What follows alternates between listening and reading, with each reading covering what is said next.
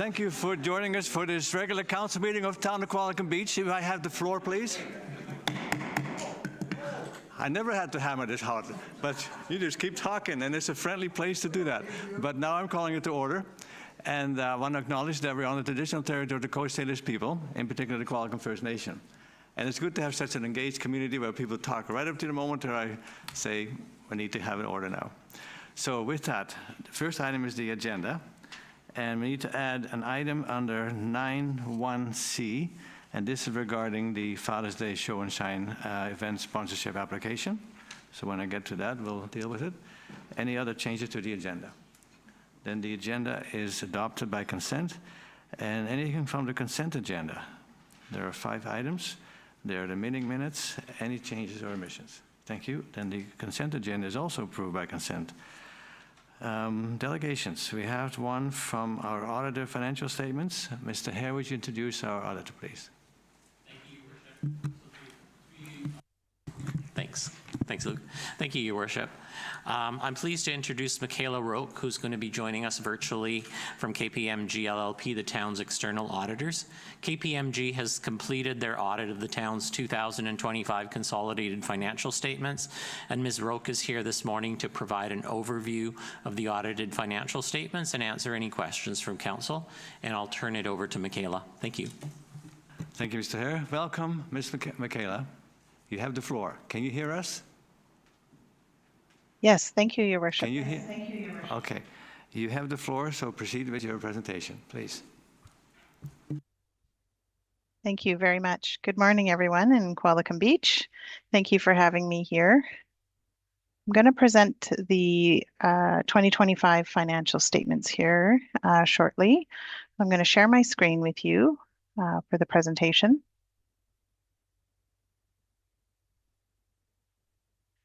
Do you want to start off by saying a huge thank you to Raj and his team and to council for having us as your external auditors. This was a big year with lots of different complex accounting transactions, so really appreciate your finance team being very transparent and talking to us early on all the different transactions that happened in the year. So a huge thank you from our team.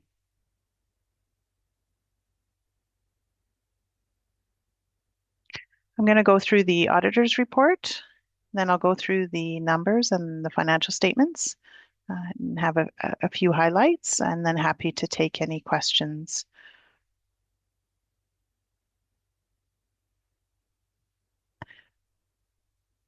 So KPMG is issuing a clean audit opinion today once they were approved on the consolidated financial statements. This will be in accordance with the Canadian Public Sector Accounting Standards. So this means that in our testing and in our audit procedures, we didn't find anything materially misstated to affect our opinion.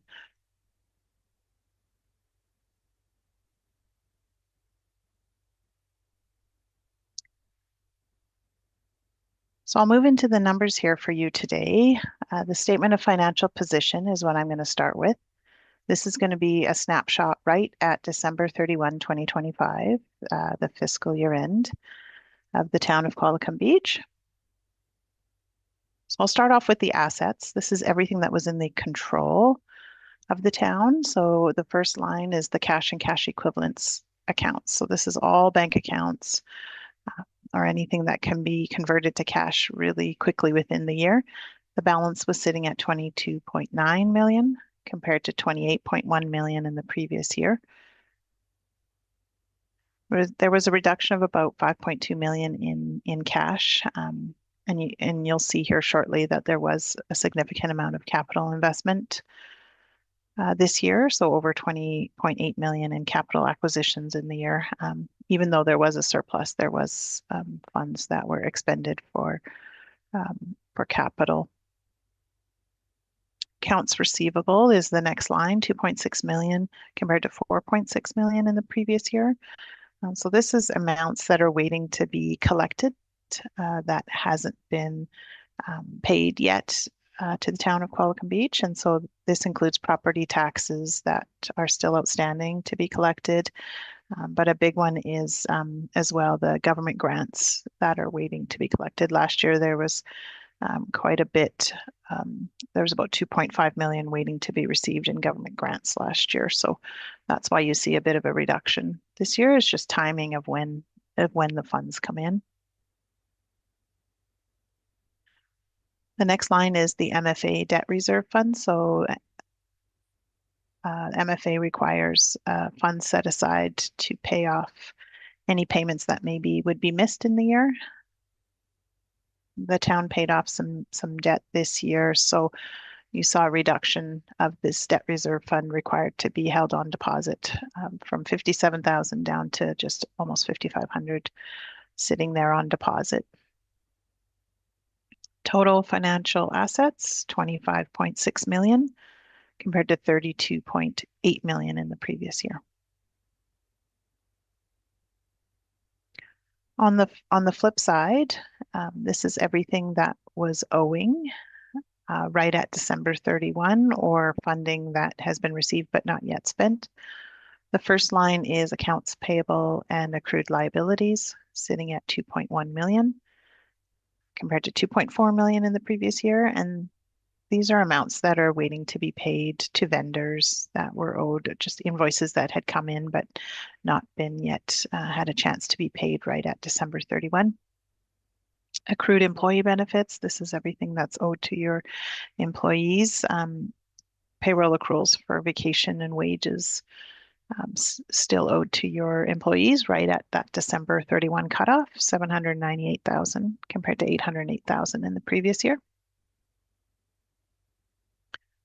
Deferred revenue, this is amounts that have been received and it's in the bank account, but it still hasn't been spent on the specific program, sitting at 655,000 compared to just over $1 million last year.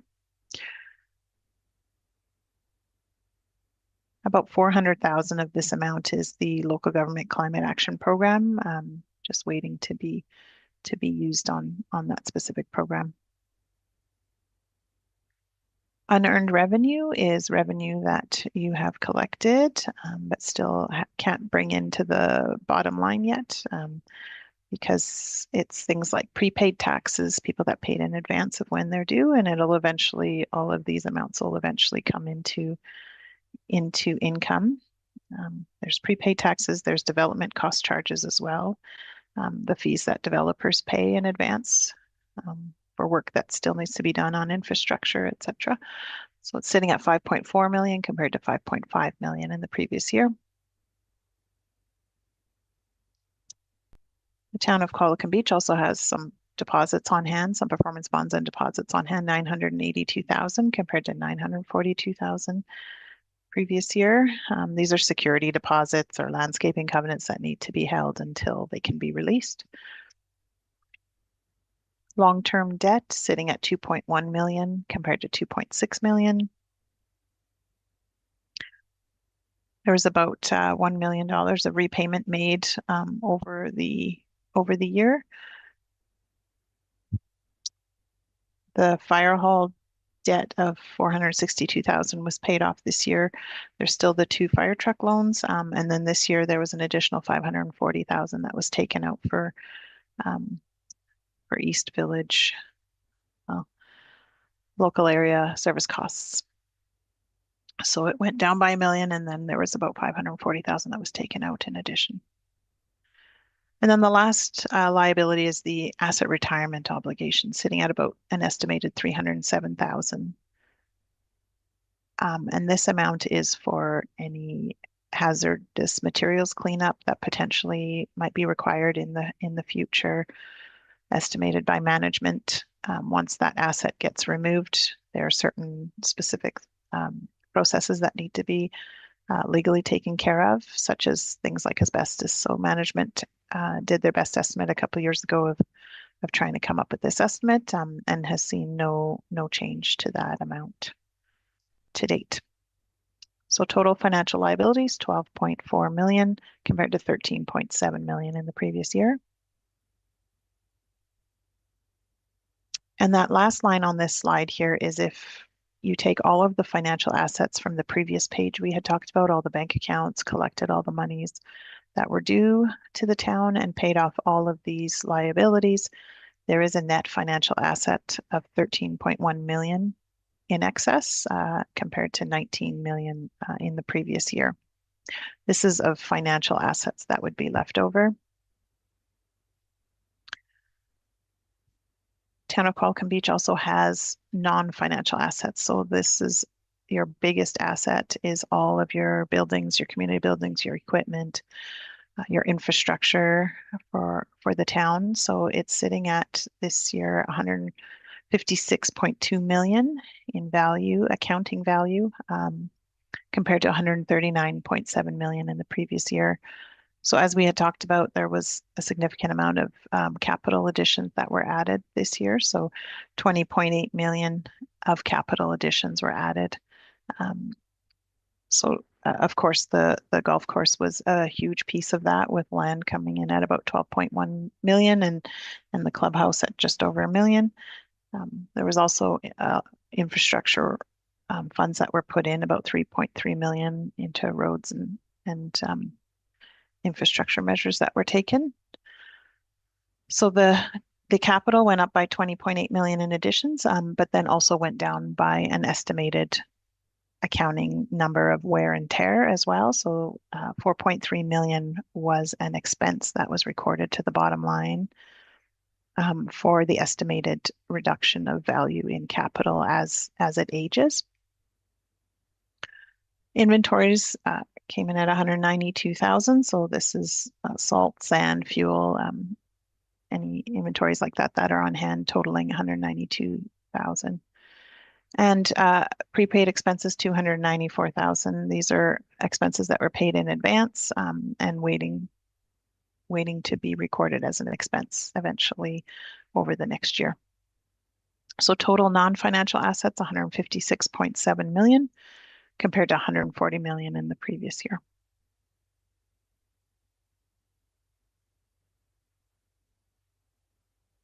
So I'll move now to the statement of operations. So this is everything that happened just in fiscal 2025 in the middle column there. There's also the first column is the budget, and we have comparative numbers there. Right in the middle of the middle column there, revenue came in at 33.8 million compared to 29.3 million in the previous year. And we'll go through a breakdown of what makes up that 33 million here shortly. Expenses came in at 23.1 million compared to 21.4 million, and we'll go through that breakdown as well. So when we take revenue less the expenses, surplus this year for the town of Qualicum Beach was 10.7 million compared to 7.9 million in the previous year. Now that 10.7 million gets added to what we call accumulated surplus. So over all the years since inception of the town of Qualicum Beach, from an accounting perspective, we track all your gains, all your losses, surpluses, and deficits throughout the years. And in total, with the 10.7 million that was generated in 2025, the accumulated surplus at the end of the year is 169.8 million compared to 159.1 million in the previous year.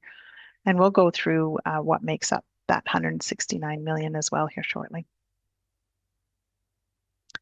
That 10.7 million also gets added to what we talked about, the net financial assets, that 13.1 million. If you were to pay off all of your debt, the 10.7 million gets added to it, but then you also have a bunch of capital that was paid off net of amortization. So this chart just shows how the town of Qualicum Beach got to 13.1 million in net financial assets.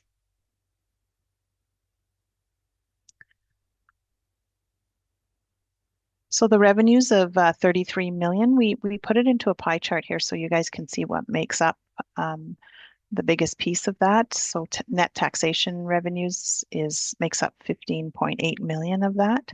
Last year, taxation was 14.6. The sale of services, 4.1 million. Last year, 3.9 million. Government grants this year was 2.1 million of government grants recognized into the bottom line, whereas last year was 4.6 million. There's quite a bit of projects last year as well. And then a big change this year was other income. Other income came in at 8.9 million compared to 2 million in the previous year. And this year it included the donation revenue for the golf course, both the additional value that was provided to the town and as well as actual cash, like actual donations as well. So the other income this year made up a quarter of the pie at 8.9 million.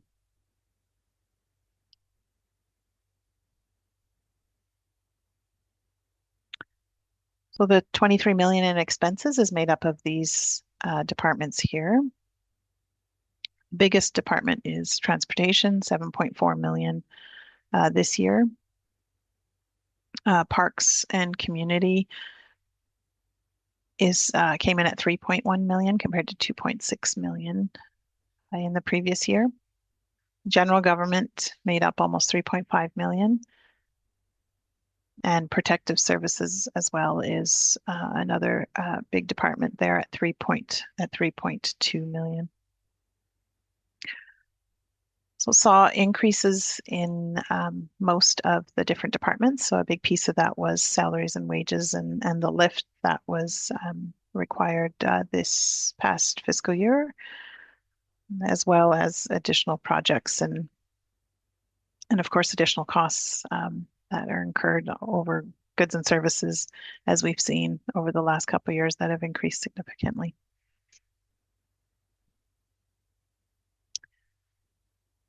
Talked about your value, your accounting value for capital, your tangible capital assets.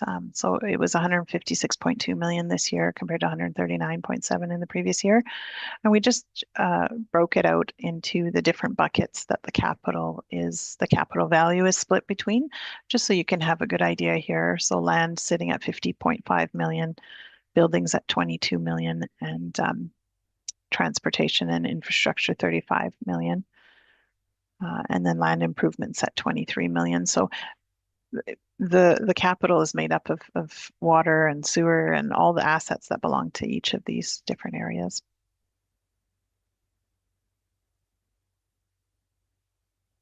And I talked about that accumulated surplus. So since the inception of the town of Qualicum Beach, they have accumulated 169.8 million in accumulated surpluses. But it's broken out into these 6 buckets here.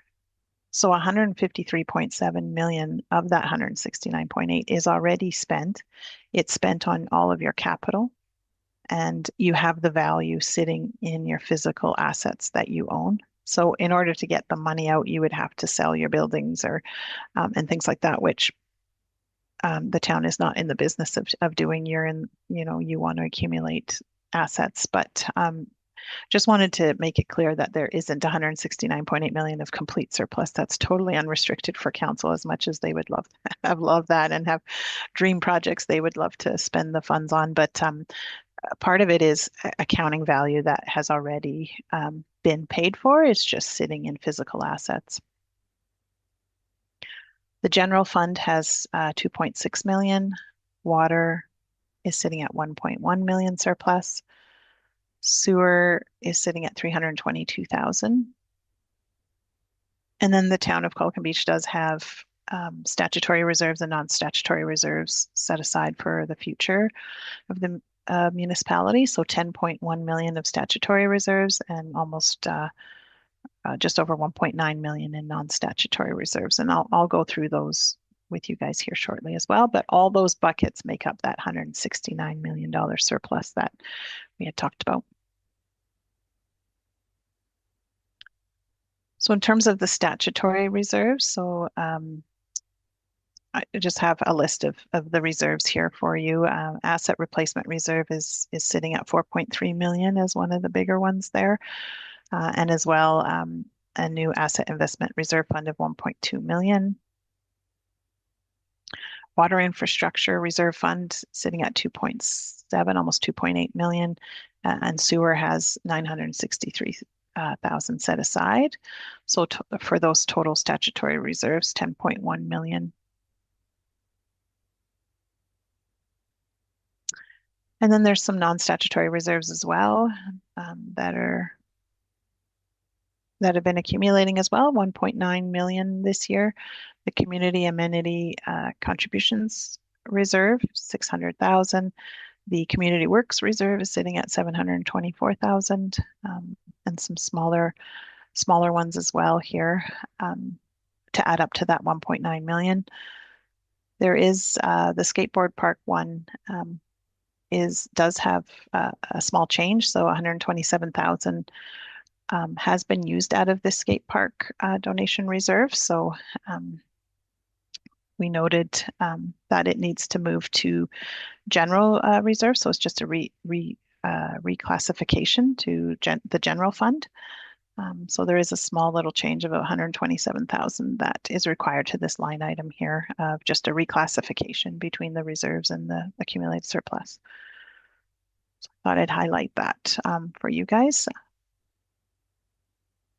Yeah, so other than that, I'm happy to take questions. That's your accumulated surplus in total there. So I'll pass it back to yourself, Your Worship. Thank you. Thank you, Ms. Rogue. Comments, questions from Council? Councillor Harrison. Yeah, just one. Maybe it's more for staff than for the auditor, but just for the other revenue, they described the 2.125 because there's a huge jump from about, I think it's about 2.6 million last year to about 8 million plus this year.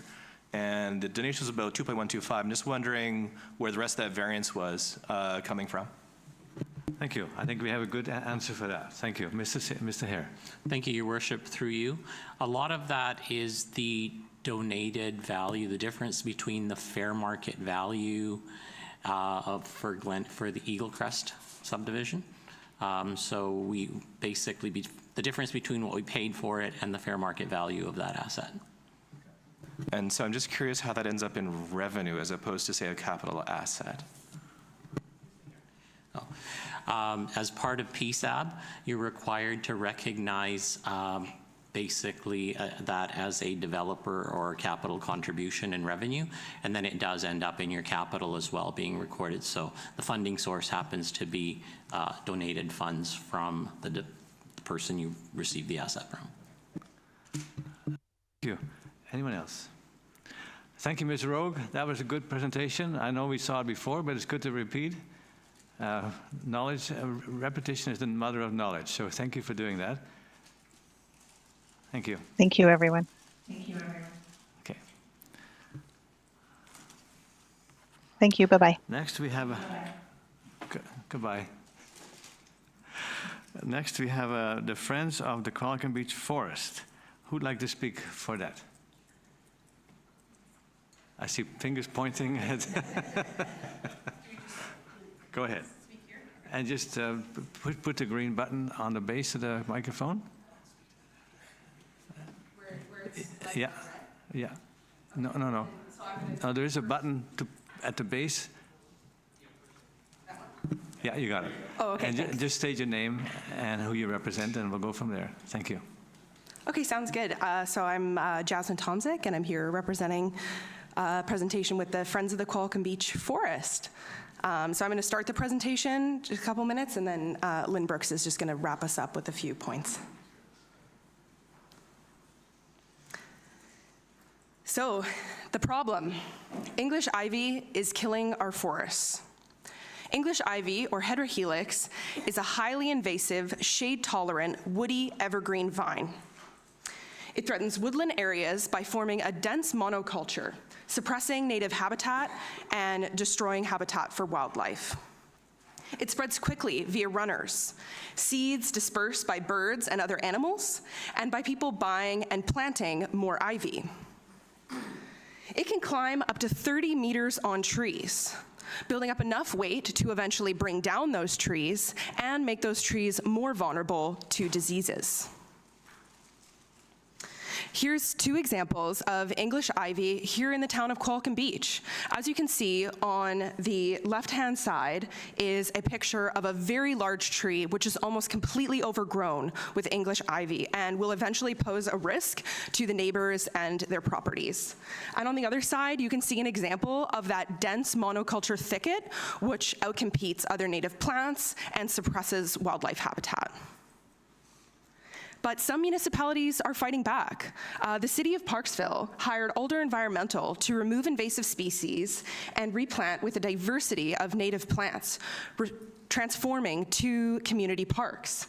The city of Saanich has a pulling together program where park staff and volunteers work together to remove invasive species and planted over 100 native plants and 60 shrubs in March of 2026.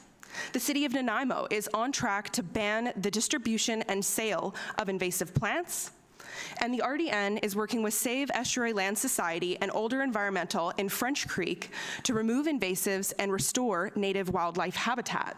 They also have extensive online resources on invasive plants and their removal.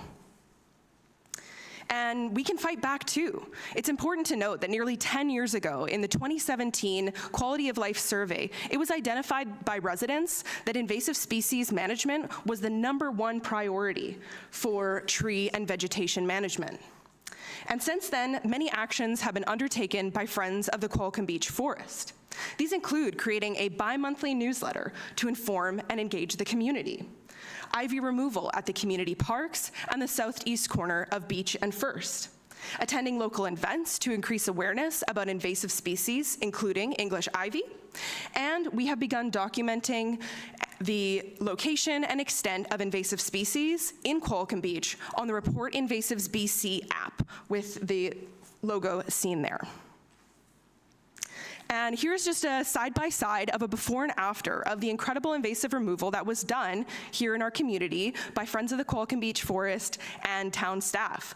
As you can see, this has totally transformed this area of town, making it more accessible, more beautiful, and ultimately saving multiple old arbutus trees which would otherwise have been overgrown and taken out by this ivy. And we need your help to protect our urban forest. We recommend a multi-pronged approach to managing English ivy. You can help us educate and engage the public on the issue of English ivy in the town tidings or perhaps on the town Facebook. You can help train park staff on invasive plant ID and removal processes. You can incorporate invasive species removal into park staff work plans and add English ivy to the noxious weeds bylaw. You can also consider creating an invasive plant pickup similar to the chicken program.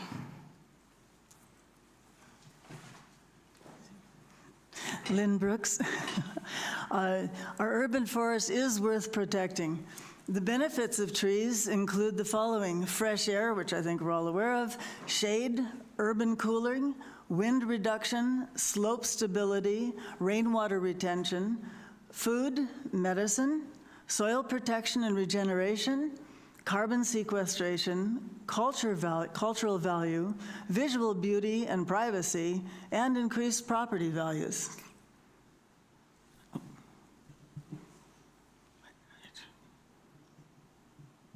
I'm sorry. Just keep speaking. Okay. Our forest also provides critical wildlife habitat. Trees provide nesting sites, perches, shelter, cover, roosting, and provide foraging opportunities. Some of the many species that trees support include red squirrels, bats, insects, including the caterpillars of a number of our beautiful butterflies that are here, frogs, birds, banana slugs, snails, deer, beaver, salmon, and a lot more. The images, how do I go back? Could we go back, please? Yeah, sorry, just the images you see here are all 3 different types of birds that are here in our community in this area. The one on the upper left is a red-breasted sapsucker that is out foraging. On the right is a nest of bald eagles having some sort of a discussion. The bottom left is a really cute little guy. It's called a pygmy owl, and they're in our area also. And thank you very much for this opportunity to provide information about the urban forests here, and also our appreciation for the Parks Department for the great work they do here in keeping this such a beautiful community. The image that you see is the Gary Oaks that were planted by the Parks Department. A lot of people came out for that on Tree Day in 2024. And you see the images, 3 little Gary Oaks are doing great in the community park. And if you stick around for another 100 years, they'll be huge and old growth. Thank you very much. If you have any questions, we'd be pleased to answer them. Thank you for your presentation. Questions? Councillor Harrison. Yeah, just through the chair, if I may. Are there any natural predators in our area? That's not predators, sorry, like any herbivores that be eating the ivy that are naturally occurring in the area? Sorry, predators is the wrong term. No, that's actually, it makes sense. Not really. I mean, it's a foreign plant, so the insects and such haven't adjusted to it. That's a problem. It's just happy to do its own thing, and it takes over and goes. Thank you. Thank you. Councillor Skipsey. Thank you for your presentation and for the work in the community park and other places where you've pulled ivy. It definitely makes a difference. And I have ivy on my own property, so if you ever want to come over. But no, I just wondered, there's a whole number of invasives, and I wondered why English ivy. Is it because of the impact on trees? Is that why you're going after ivy? Yeah, exactly. I think that ivy is a particular concern because, as mentioned before, it doesn't really provide any food or sustenance for any of our local species. At the same time, it poses a risk to both the understory and the trees, and so it can completely turn a forest into essentially a dead zone. Councillor Young. Thank you again, Jasmine Tomsic and Dr. Lynn Brooks, for bringing awareness to the English ivy invasiveness. I do believe that in our next strategic initiatives, we do have the conversation about having a bylaw to ban ivy. Is that on our agenda in the future? Just make Because we did have. Please ask the comments and the questions to the delegation. We can talk with staff afterwards. Okay. We did have a previous speaker on the invasiveness of ivy. So thank you again for bringing up the awareness.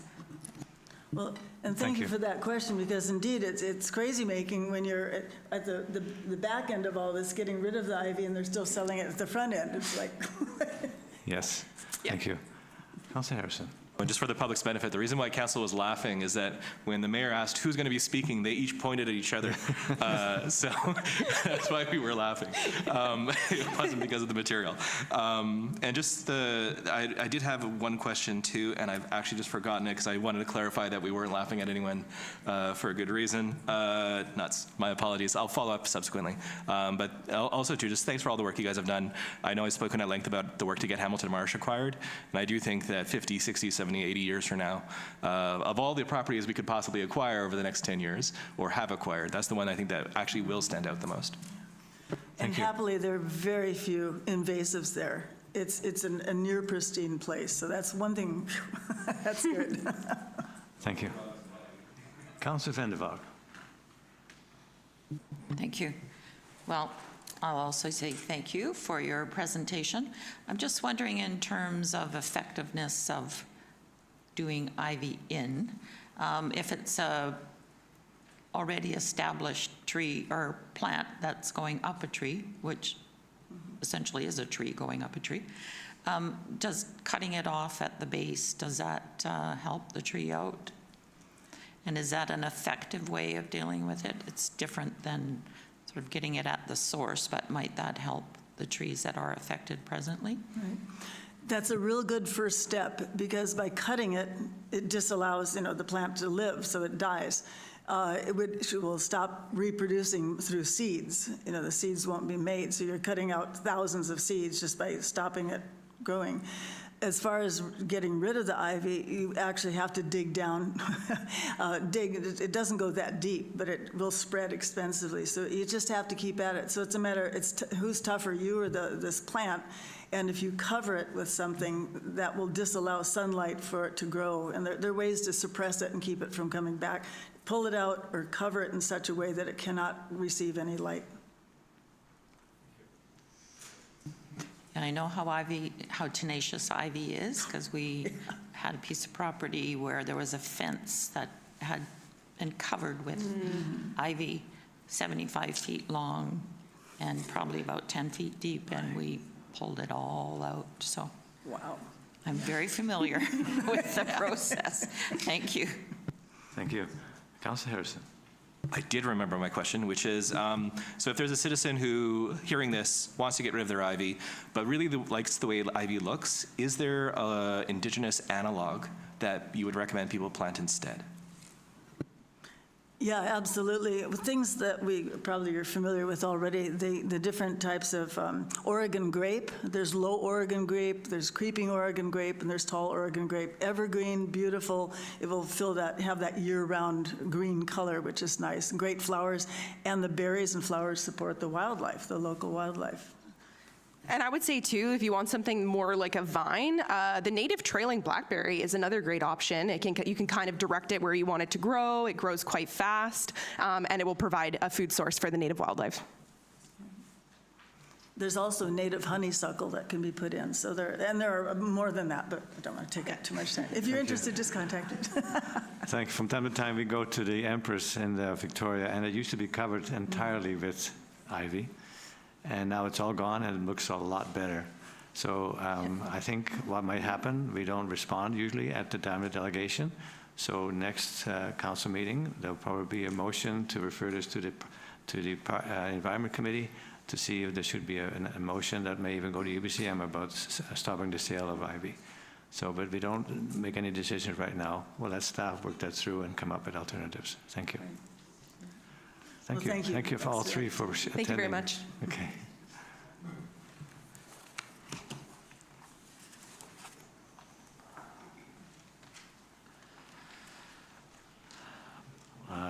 Bylaws, election procedure. Who'd like to speak to that? Ms. Lansky? Yeah, go ahead. Thank you, Your Worship.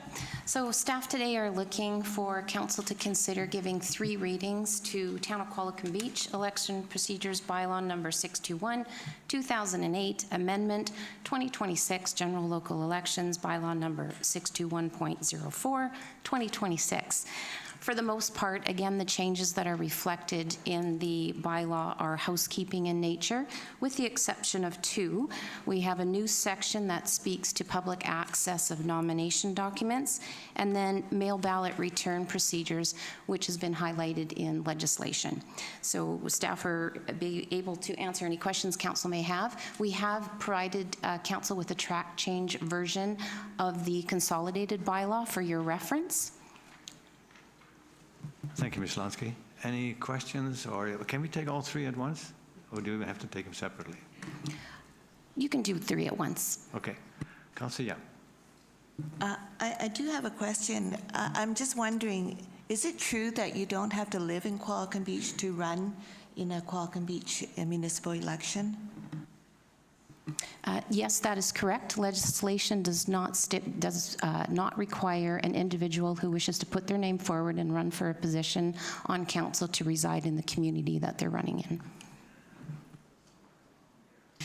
I'm just wondering, is there a rule or regulation bylaw that we can have to say that if you're on council that you need to live here, because you can't be governing on people's taxes when you're not contributing to the local taxes? Unfortunately, we cannot trump legislation. And Trump is not a good word, so but we can't override provincial statutes, so we're stuck with that. I know one time, I know he still does it, but there was a candidate who ran in all 13 municipalities in the Capital Regional District. He had his name on every council, and he, of course, didn't elect any of them. But he made a point, like this is not a good system. We should, the province should fix that. But you don't necessarily have to live here, but you can also have a business here. So if you own a business, and you're a taxpayer, I understand your point, and I share your sentiment. Anything else?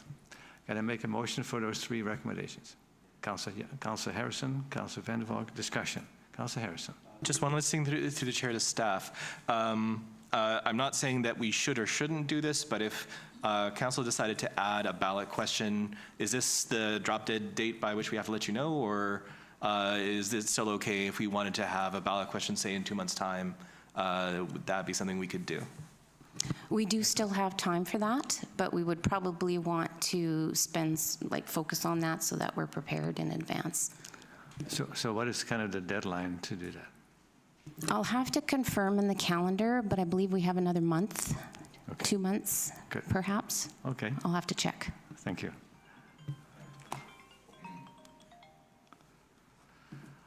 Any other comments? And just to clarify, there's nothing coming. I just wanted to check for everyone's benefit if they wanted to know.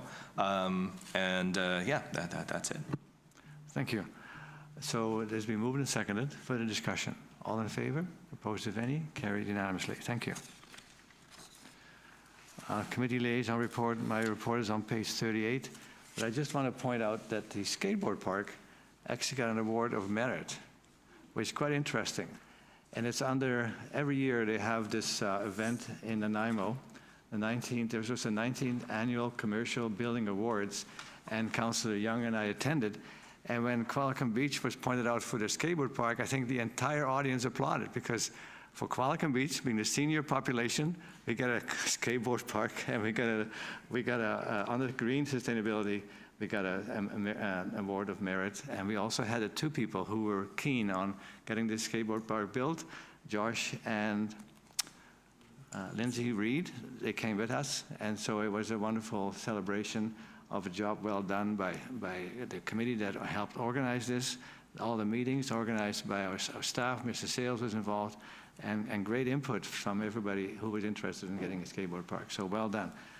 Actually, to be complete, we also got, not us, but the builders of 2nd Avenue, East Village. They also got an award for features like clean, simple, and elegant timelines design. So that was for the East Village. They also got a similar award. And that concludes my report. Thank you. Councillor Harrison. Thank you very much, Your Worship. So just two little things, I guess. One, they sort of tie in together, actually. One is for AVICC, we all went to different things, and I went to the Canadian Forces Base at Esquimalt. Just because several reasons, one of which is that there's a Esquimalt councillor who's related to someone in the audience. It's Tim Pritchard's son-in-law is a councillor, and this is Councillor Eves, Duncan Eves. So he was actually the tour guide on less than 24 hours notice and did a good job. The base is much more extensive than you expect. And also, it is growing at a massive rate in the next few years. So when we hear about the federal investing in the military, that has real world implications in terms of people living on base. So there's a few thousand more people going to be living there. I think over 2,500 more people in the next 3 years, 3 to 4 years. But also too, just for something else, there was a Zoom call for veterans homelessness. So Councillor Young attended a meeting earlier in the month. I attended a meeting later in the month because 5 years ago I actually submitted an application with the Legion for CMHC funding, which I failed miserably at, to get basically a point-in-time count for veterans in the Mid-Island area. Because a lot of veterans don't respond to some of the standard point-in-time count questions. So there is a lot of funding being made available to help with veterans homelessness. Historically, Gord Johns was very involved with that as well as our MP. And there was an association, I'm going to get their name wrong off the top of my head. It was the South Vancouver Island something society, but basically they just do veterans housing. And so we sort of talked a little bit in the past, but nothing really was being advanced. But the federal government does want to get that money spent. So hopefully it's spent in a way that benefits the folks who are struggling to get by and have served, whether with the RCMP or with the military. And with that, a lot of things overlap with my colleagues, so let the next person go. Thank you, Councillor Harrison. Councillor Skipsey. Thank you. I have two items. One, in introduction to the motion. At the recent Environment and Sustainability Committee meeting, we welcomed our new members and learned about some of the work being done by residents in our community. And one exciting example was of a bike bus that takes place en route to Arrowview Elementary School. And what started off with just a few people has been built by joy and enthusiasm. And as of a couple of weeks ago, there were 35 people participating. So they start off at one location and pick up people along the way. So I think that's a really great success story. The committee had a very thorough discussion about how best to use the funds, and I was asked to convey to council the importance of the message of leading by example, and that at this table we need to make sure our priorities reflect the urgency and seriousness of the climate crisis.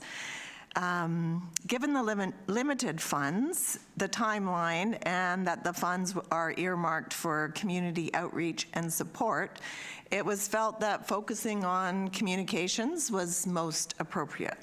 So the members of the committee are also happy to work with the MABR, should this message go forward, on the messaging and the questions that would be used by the youth ambassador. So I would like to move the motion as it appears in the agenda.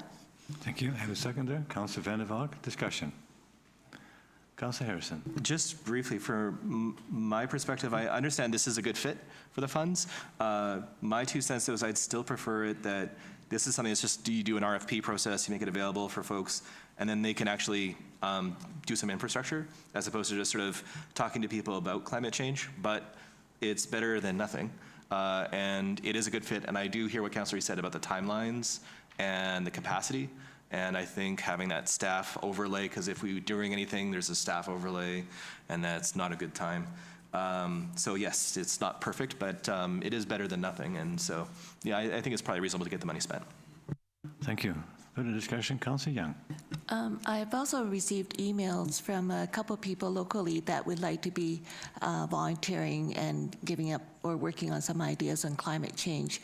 So I think, would you be open to having people involved as well? Councillor Skipsey.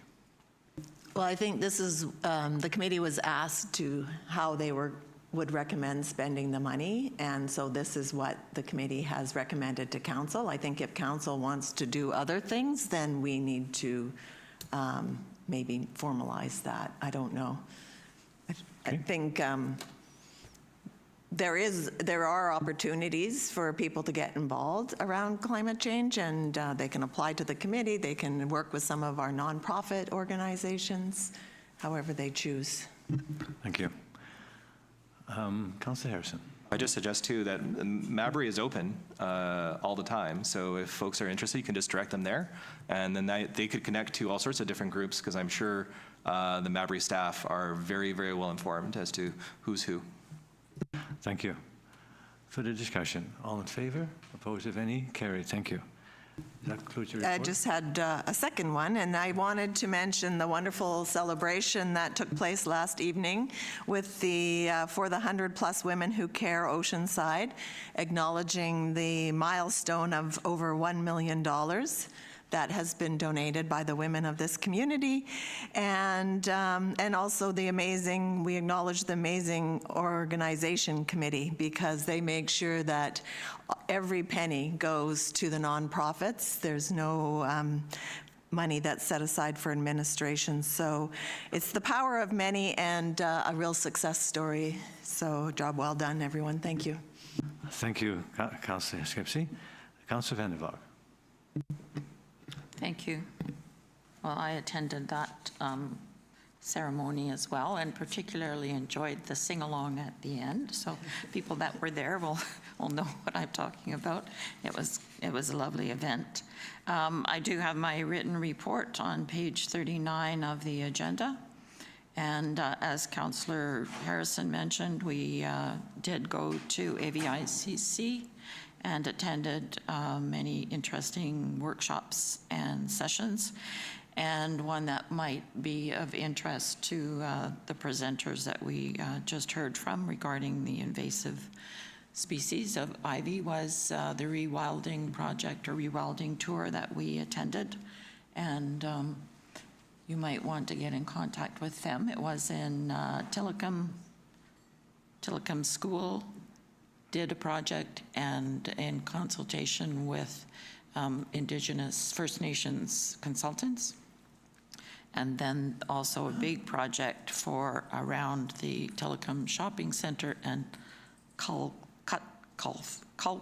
Cuthbert Park, which is a very interesting project. And I did want to say that our resolution that we put forward to AVICC regarding the protection of the ALR lands and the ALC did get endorsed, so that is going forward to UBCM. And then some of the other events. And since the deadline for having our report in, you and I attended the EMO presentation, that Red Dress Day at MABR, Youth Appreciation Day, gave away free meal and lots of prizes, and then the 100+ women who care. So that's it for me. Thank you. Thank you. I think that was the biggest turnout we had for our Youth Appreciation Lunch. It was very well done. Great music, lots of enthusiasm, and I think we liked the way we handed out the prizes with different cards and numbers, really easy to follow. Councillor Young.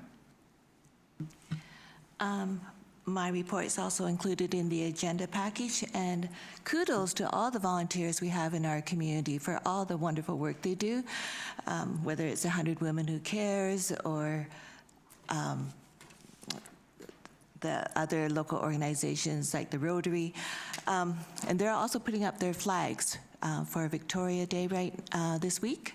So watch out for all the beautiful flags that will be flying in our neighborhood. And I have to mention that it's wonderful that we recognize our youth because they are our future leaders. And, thank you for the town having Youth Week and doing the little luncheon for the youth every year. And also that I want to mention that the KSS Fine Arts Society on May 22nd will be doing an art exhibit at the Rotary House, again recognizing, their views, our youth views on current environment issues, on world peace. It's nice that, these are our future leaders that we're going to be looking up to. So thank you. Thank you. The fire department does all the cooking of the hot dogs and get the buns ready. I think it would be appropriate from the town to send an official letter of appreciation, because they're all volunteers too, or almost all of them, that do that work in preparation for our Youth Appreciation Lunch. I don't think that requires a motion. I think that's by consent that we would send a letter of appreciation that I'll sign. Thank you. Next is the corporate services. Ms. Lansky? Thank you, Your Worship. As Council is about to consider additional 2026 special event sponsorship applications, just want to take this opportunity to remind Council that you've approved 2 previous applications in the amount of $2,500 each. The 3 that are on your agenda today are also in the amount of $2,500. So if Council were to approve the 3 of them, it would exceed the $10,000 allocation that has been allocated to those funds for distribution. And I believe our Director of Finance can speak to that overage if Council goes down that path. Thank you. Mr. Hare. Thank you, Your Worship. Through you, Your Worship, there's 2 ways we can handle that. One is there may be underspending in other strategic initiatives during the year that could cover the overage if Council chose to approve those sponsorships. Or alternatively, we could have a motion from Council to amend the financial plan to bring in additional funding for that strategic initiative from the reserve. Thank you. What is Council's wish? This is regarding the supporting. This one is from the Qualicum Beach Farmers Market. And Mr. Hare?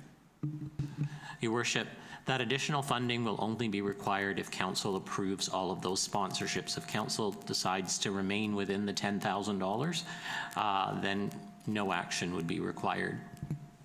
Thank you. What is Council's wish? Councillor Skipsey. Well, just on the fly here, I'm thinking, what about if we did something like 2,000, 2,000, and 1,000?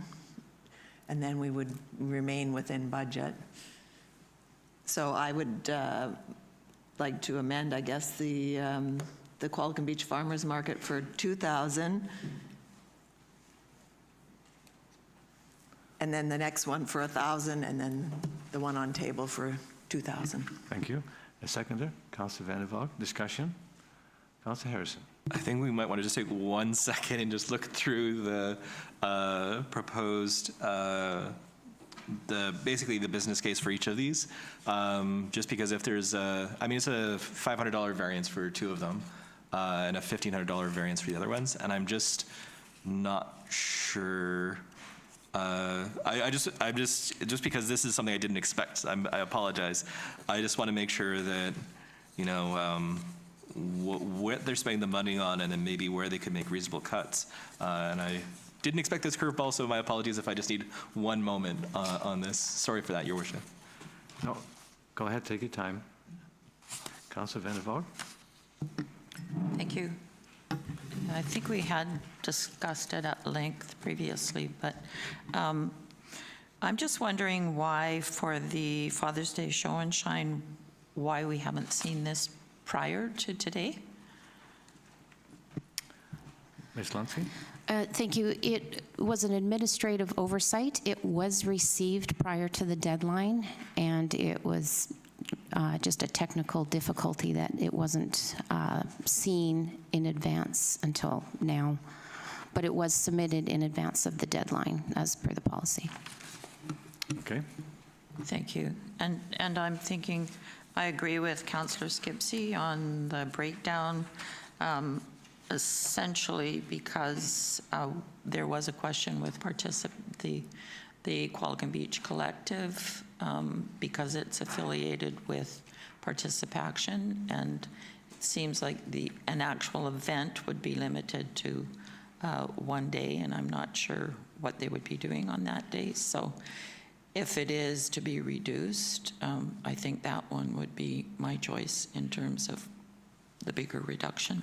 Thank you. For the benefit of the gallery, can you point to the 3 proposals and how much we would, in this motion, give them?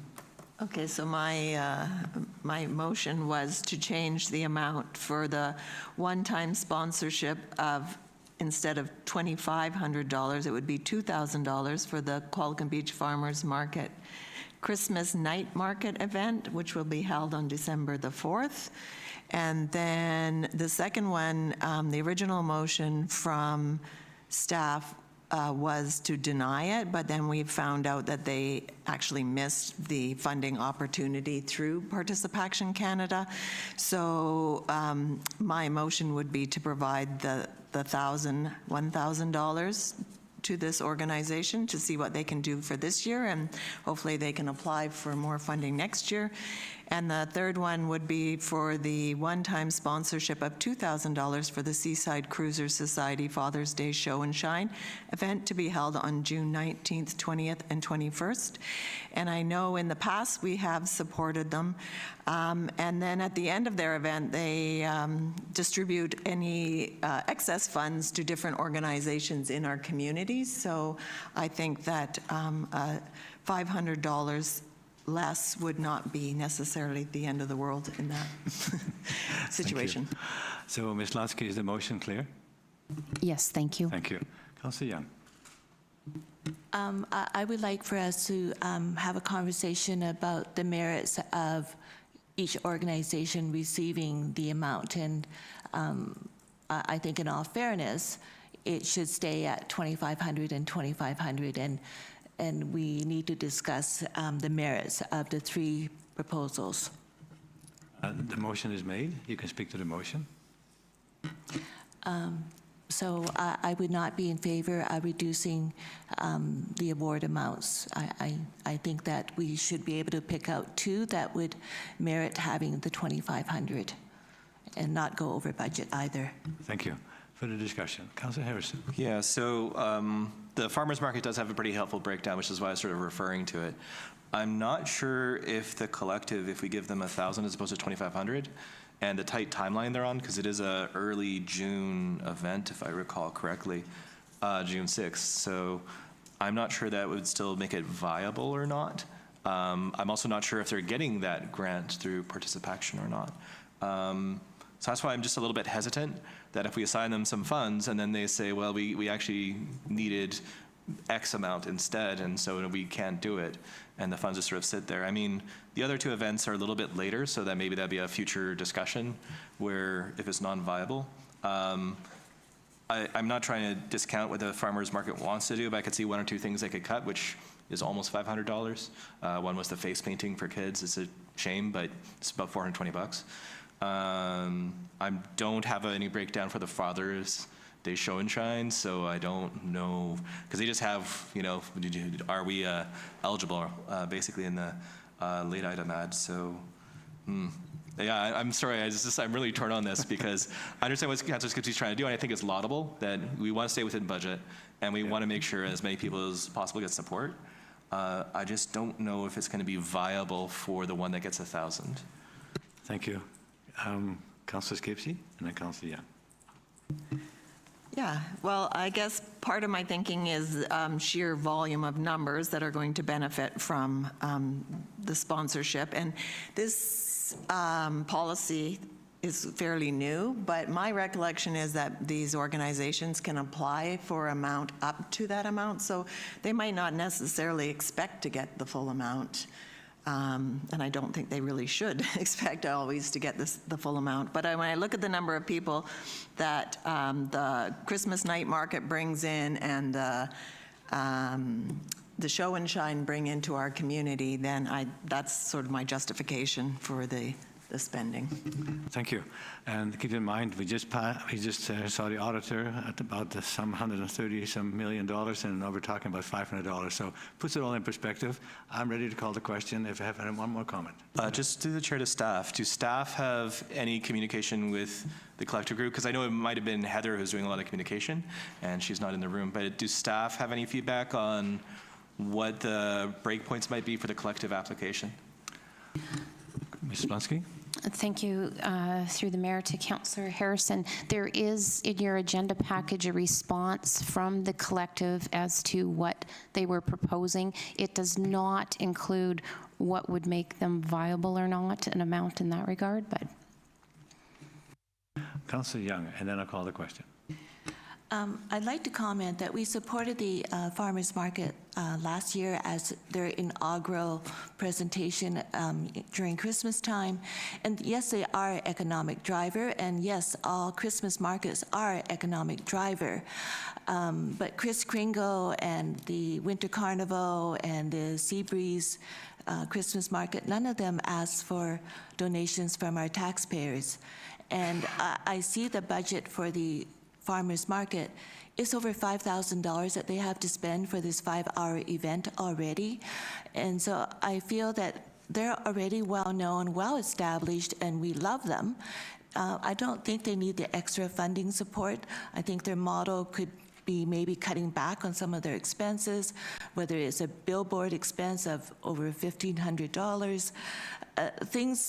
They could cut it back a bit because they do have a substantial budget already. As far as the collective, I would like to see them be able to apply for the full amount. And I do believe that if they don't use it or whatever they don't use, and that is not covered by the receipts, that it would be possibly given back to the town.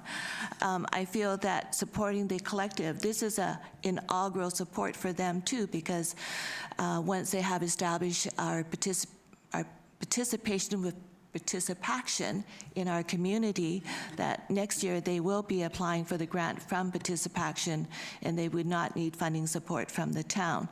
And as far as the show and shine, I think it's laudable what they do every year, and it's great that if they have excess funds, it goes back out to the community, to other nonprofit organizations. Thank you, Councillor Young. I'm ready for the question. All in favor? Opposed? Councillor Young opposed. Thank you. Next, announcement of closed meeting motions for information. Ms. Lansky, is there anything you'd like to add? No, Your Worship. Thank you. And then there's the draft the audited financial statements that Mr. Hare referred to earlier. Mr. Hare. Thank you, Your Worship. Through you, Your Worship, as per Michaela Roque's presentation earlier in this morning's meeting, the town's 2025 audited financial statements received a clean, unqualified audit opinion from KPMG. So this confirms that the financial statements fairly reflect the town's financial position and are in compliance with public sector accounting standards. And because there are a lot of numbers and a lot of information there, I will give you a quick overview of Michaela's presentation. So to summarize the overall financial position of the town remains in a strong financial position. Accumulated surplus increased to approximately 170 million, up from 159 million last year. And that's on agenda page 60. I should have stated earlier, the financial statements are included on pages 55 to 90 of the agenda package. And that's what Michaela had reviewed. So the accumulated surplus I just spoke to is on agenda page 60 on the statement of financial position. And the majority of this reflects the town's investment in infrastructure assets, as Michaela had mentioned, and not cash. We ended the year with a $22.9 million cash and cash equivalents balance. And we have low long-term debt of $2.2 million, which remains very manageable. In terms of our annual results, the town reported an annual surplus of 10.8 million compared to 7.9 in 2024. And it's important to note that the surplus is not, again, excess cash. It's largely driven by non-cash items, such as one-time revenues, including donations and developer contributions. And key revenue highlights, total revenues were approximately 33.9 million. And again, notable items are the stable taxation revenue of 15.8 million and strong other income, which included a significant donation and contribution revenue, particularly related to the Eaglecrest acquisition. Government transfers were lower in comparison to 2024, as Michaela had mentioned, that primarily reflected the timing of grant recognition. And in terms of our expenses, total expenses were 23.1 million, up from 21.4 million in 2024. And the increases were driven primarily by transportation and infrastructure maintenance, utility services, and ongoing inflationary pressures. In terms of capital investment, the town invested about $20.9 million in capital infrastructure in 2025. This reflects progress, as Michaela had mentioned again, on roads and transportation, water and sewer infrastructure, and community and public assets such as the skate park and the Eaglecrest purchase. So while the town is financially strong, a significant portion of the surplus is tied up in infrastructure assets. So ongoing investment is required to maintain and replace our aging infrastructure. And the financial statements do reinforce the importance of continuing the asset replacement financing strategy that Council adhered to during the year and balancing affordability with long-term sustainability. And in summary, the town is in sound financial position.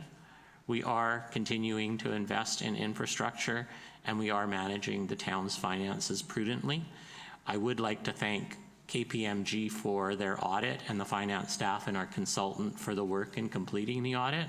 And I'd like to recommend to Council that the 2025 audited financial statements for the town of Qualicum Beach from KPMG be approved.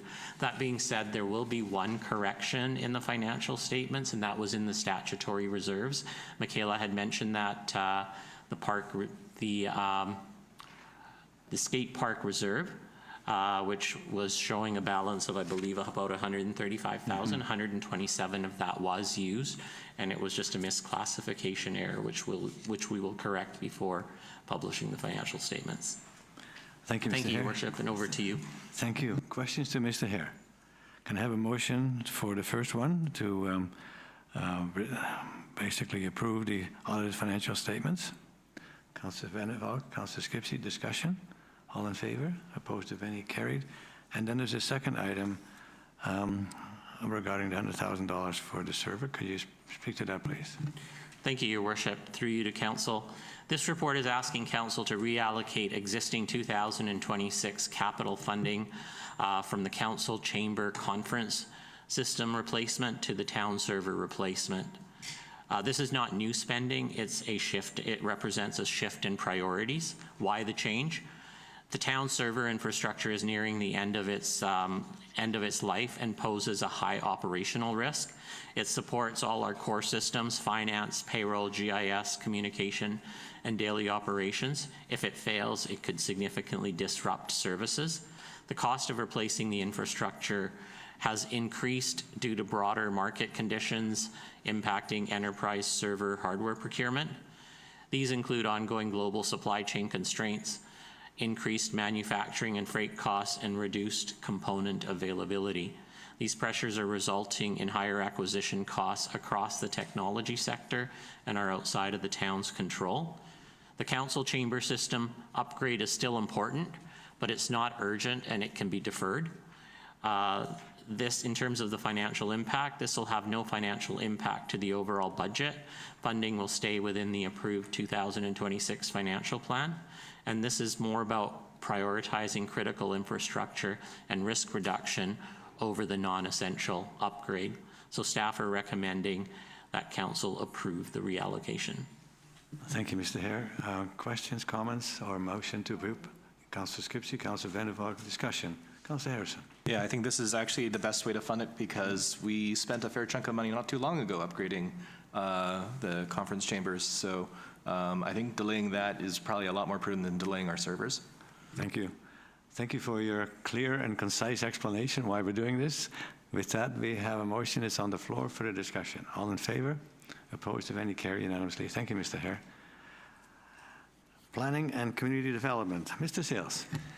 Thank you, Mayor Westbrook. I have a presentation, and it covers the next two items on the agenda. So if it's okay with council, I'll go through both sections, and then we'll cycle back and hit the recommendations one at a time. So the next two items are with regard to the Eaglecrest neighborhood, and specifically we're looking at the draft preliminary neighborhood plan and also parcel-specific guidelines for the land west of Country Club Drive.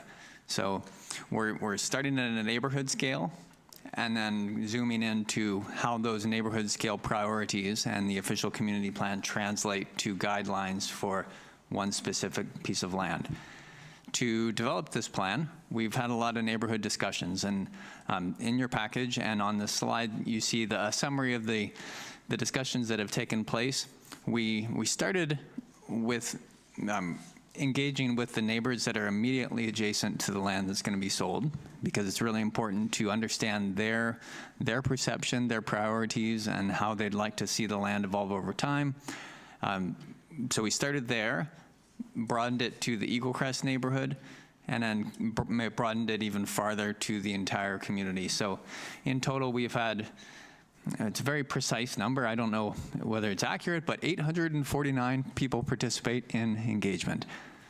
I would round that up to just say it's been a lot of people, and very good discussion throughout the way. I think it's been both productive and enjoyable. The process has been a very good one. So I'd say that's been a successful public engagement process. Next slide. So there's two deliverables moving forward. First of all, as I mentioned, the preliminary Eaglecrest neighborhood plan, which is currently in its draft form. And then secondly, we are going to be moving forward with a request for proposals for the land west of Country Club Drive, which we refer to as Parcel 2. So those are the two deliverables we're going to be addressing today. Next slide. So I'm not going to go into a tremendous amount of detail on the preliminary neighborhood plan itself, but I'd just like to highlight that there's a few areas that the neighborhood really emphasized that these are really important to us. Make sure that the neighborhood plan reflects our priorities. So I just want to cover these because they have threads that interweave throughout the neighborhood plan. So first of all, outdoor recreation and green space. Eaglecrest is an extremely active community. Walking is the number one recreational pastime, and there's a high priority on the need for parkland, the need for connected walking routes, and the need for safe recreation options. Second was transportation. We heard a lot about what's working well, but also what's not working well in the neighborhood. Probably the number one issue, and no surprise to anyone, is some of those intersections with the Island Highway. So we've spent a lot of time thinking about what improvements might look like. And then we also looked at what improvements might look like throughout the neighborhood itself. And there's a few areas that warrant specific consideration. So for example, a Country Club Drive coming down the hill, there's some speed issues. Similarly, we heard similar comments on Eaglecrest Drive and to a lesser extent, Yambury. So there's some specific areas that they flagged that need some attention later on. And transportation in particular, though, is something that requires some technical analysis, and that analysis is underway, but that's one of the reasons that we can't actually finalize the preliminary neighborhood plan at this time. And thirdly, the form and character is extremely important to the neighborhood. Form and character is a lot of the reason that people like the neighborhood in the first place. Some of them talked about how that's what drew them to Eaglecrest overall, was kind of like the generous landscaping and low-scale housing and walkability, and that the form and character actually contributed to the sense of community. So whatever happens and how the neighborhood evolves in the future, it's very important to the neighborhood that those changes be compatible with the form and character of the neighborhood. Next slide. So I want to describe how the neighborhood plan fits into the whole ecosystem of plans and policies here, because what you'll see in the actual preliminary neighborhood plan is the linkages between our official community plan goals, how those goals translate into priorities and neighborhood vision, and then how those translate into actions and then specific planning priorities. So you'll see in the document that we wanted to make sure that the neighborhood plan was in alignment with the overall town vision. And I'd say, fortunately, there weren't any priorities expressed by the neighborhood that conflicted. So there's a lot of natural alignment, but in the document itself, we made sure that all those connections are highlighted. Another benefit of doing it this way is that in the future, as the town explores neighborhood plans for other areas, we can essentially take a similar structure and find out what those neighborhood priorities are. Next slide. This is unreadable on the screen. You don't need to give it a try, but it is in your plan, and it just shows exactly how each of those OCP goals interacts with each of the planning priorities. I have a remote. So we will come back to this recommendation, but I just wanted to quickly flag that in terms of the draft preliminary neighborhood plan, the recommendation for today is simply to receive it in its draft form and refer it to the Eaglecrest Residents Association. We know that there's still work to be done on the plan. This is the first time that council has seen it. This is the first time that the neighborhood has seen it. So we want to continue to improve that, and the Eaglecrest residents will surely have some feedback on that document. So now I'd like to move forward into a more specific area of Eaglecrest. And so this is Country Club Drive north-south here. The land we're talking about is to the west of Country Club Drive. We've referred to it as Parcel 2. It's one of 3 larger parcels that were flagged by the town for development in future years. So we're only dealing with this one this year. These 2 areas will be discussed in a future year. So on the left, this map is also in your package. There's a kind of a division among the parcel into 2 different zoning designations. So we will sometimes refer to those separately, refer to them as Part 1 and Part 2. If I were to briefly summarize the kind of the most important things we heard from the neighborhood with regard to this parcel is that, first of all, there's neighborhood compatibility. There's a lot of discussions around height. We know that the neighbors across the street, mostly single story, some possibly 2-story elements, but they wanted to see that whatever happens on this parcel, on Country Club Drive, they'd like to see it lower in scale. And as you step away from Country Club Drive, then the height could potentially transition to higher formats. The zoning does allow for 11 meters on the lower section and 15 meters on the upper section, but no one wants to see all that massing directly on the road frontage. So how that's integrated sensitively was very important.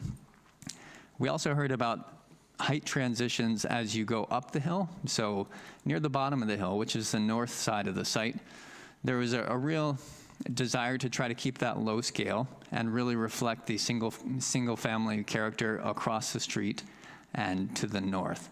So as you go up the hill, especially when you reach this upper section, that has a maximum height of 15 meters, and some taller buildings there could be tolerated in a way, or can be integrated in a way that fits with the neighborhood.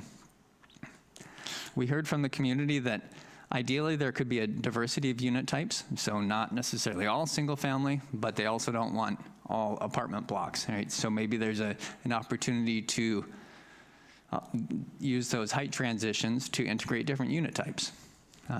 There was a desire to see the development be cohesive in its form and character, but not necessarily repetitive or monotonous. So that was important. And in the green space, having green connections throughout the site and integrated with other green areas around the site was important.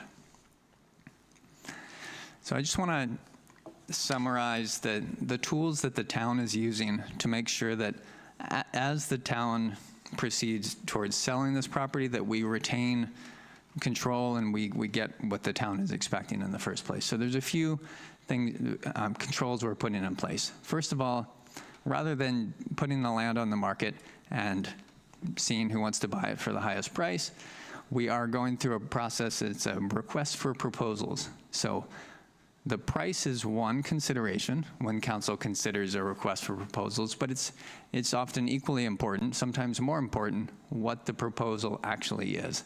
So the town will be inviting developers to make proposals for this parcel, and then council will have the opportunity to vet those proposals, see how they're compatible, how they meet the community needs, and also the financial needs. Secondly, there is a form and character development permit area on the site. So that would be the residential form and character 2 designation, which is flagged in the official community plan with the details in the zoning bylaw. And then the third layer, which actually isn't up here, is that it may be through the request for proposals process that we identify that there needs to be another design covenant or something on there. So that's another tool that we'll discuss depending on the proposal that comes forward.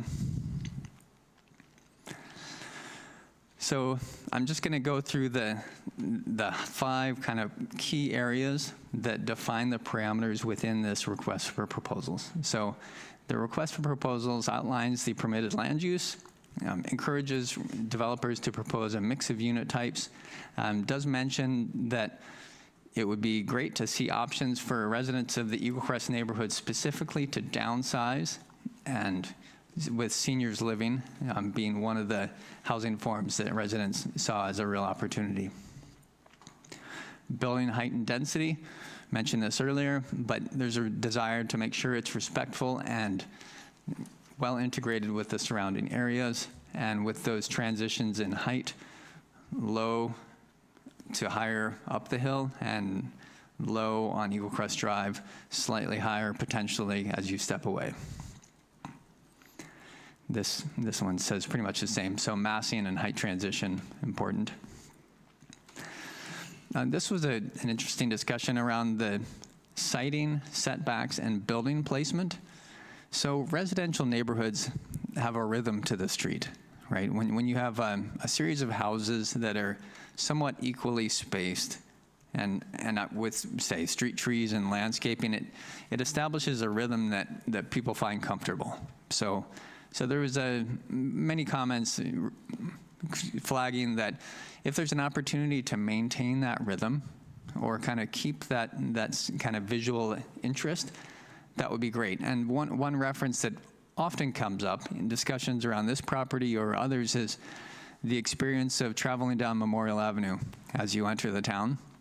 You know, on both sides you have a nice rhythm of houses and built forms, you also have a really nice rhythm of trees. So people can feel how comfortable that is, and if we can emulate that or continue with that form and character, that would be great on this site. Buffering from adjacent properties. There are 2 adjacent properties to this particular site. On the north side, like down the hill, there are residential houses there. The design concept we're looking at now would actually have a park next to those houses, so that somewhat insulates them from buffering, but similarly, you don't want to put a big building in a way that looks into those backyards. And then there is a large rural residential property to the west of the site, and similarly, some sensitivity to that residential context is also appropriate. We talked about form and character earlier. Some kind of key points to pull out here that are in the request for proposals are that front doors on the street makes for a much more interesting presence. So rather than seeing a whole series of the back sides of houses, it sure would be great to have front doors and interaction on that side. Natural materials, we mentioned the variety of built form articulation to create some interest and reduce visual bulk. So if there's going to be larger buildings on the site, to have them integrated and articulated in a way that they don't read like one massive building.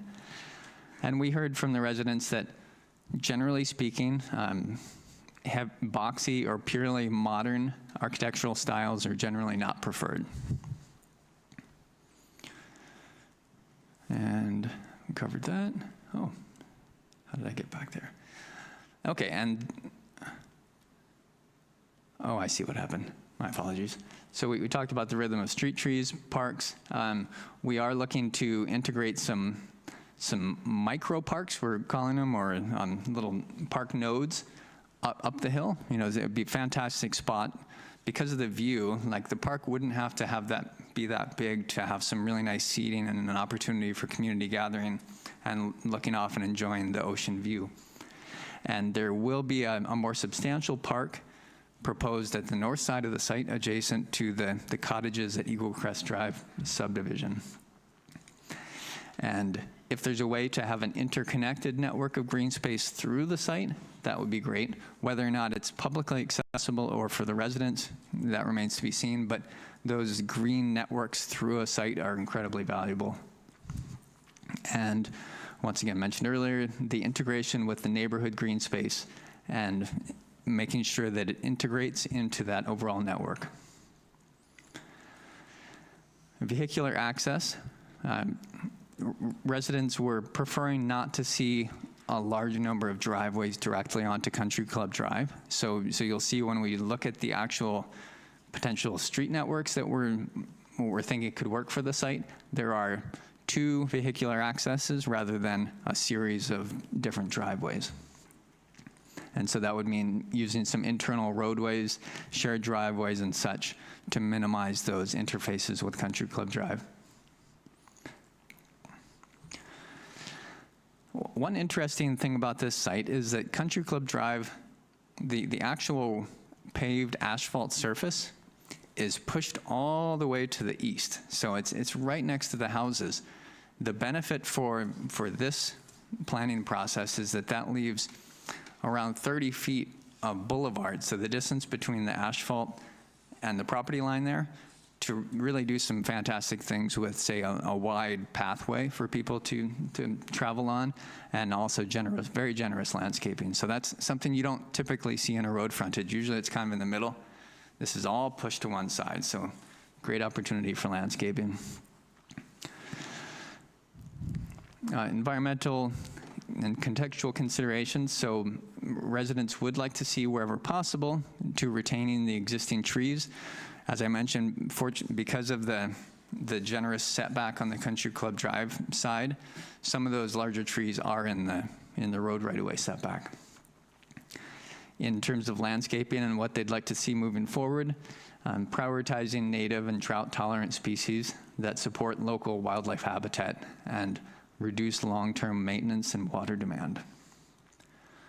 Stormwater from the site. the town has the benefit of owning the golf course, which is typically a consumer of water, so any stormwater from the site, if possible, can be directed down to the golf course and be used for irrigation. Environmental design, once again, should integrate with the broader community standards. And lastly, just wanted to mention that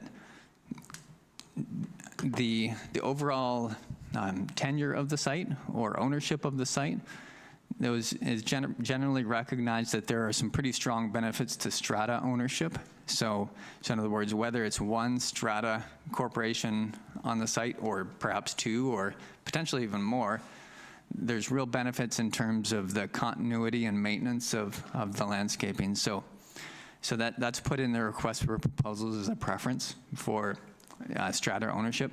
A developer could come forward with an alternative. That doesn't mean it's an absolute no, but the preference is to see it as strata ownership.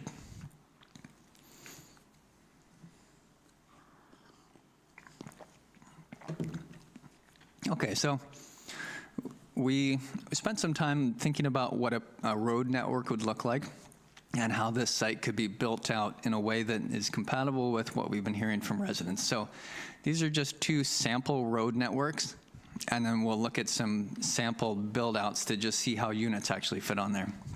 So as I mentioned, there's a desire to generally not see a whole series of driveways directly onto Country Club Drive. So what that does is it essentially pushes access to a few key points. So there'd be an access point here, which is the divider between the 2 different zoning designations, and then up here near the top, which is more or less where the park would be. So you'd have 2 there. Interesting kind of point of conflict is that right across from Royal Door Knock there, somebody put an enormous pressure reducing valve and chamber there. So it's a terrible spot to put a road. So that would be the intuitive spot to enter the site, but that's a very expensive place to put it. So unless a developer really wants it there, it's probably not worth moving that pressure reducing chamber. So this is one of the road networks that could potentially work. This layout's kind of nice because it does have this whole area here is one large area that's relatively flexible. You could put a number of different unit types in this area, in a way that kind of reflects the rhythm across the street. Here's another option. What this does is it shrinks the area right next to Country Club Drive, so you'd have to put smaller units in here, but it makes a much larger area on the backside, and this also sneaks in a little access lane on the west side of the property, which does have some real benefits for allowing, say, garage access in a way that isn't interrupted, or that doesn't interrupt the frontage on the other side. So now we have some illustrative concepts of how units could actually be distributed within that network. A few different unit types we're looking at. So generally speaking, we have a few typologies here. We have a townhouse typology, which is around 1,000 square feet with a double car garage. So that's the kind of wider typology you see there. We have a different townhouse typology that around the same footprint, but the garage is what you call a tandem garage. So it fits 2 cars, but they're front, they're lined up back to front, so you can't move them out independently. And then the larger buildings up here at the top, there are buildings put there, but I just want to be very clear that designing large buildings takes a lot of architectural work. This is not the architectural work. We just wanted to show, how buildings could be put on the site, but not a lot of nuance. But it does give you an overall idea of how large those buildings would be. So this particular site plan, it has 24 of those townhouse units, 30 of the tandem garage townhouse units, and then 2 apartment buildings up at the top. This version is similar to the last one, but what it does is it actually flips this type of townhouse unit and puts it on the back side of the site and uses that little laneway access.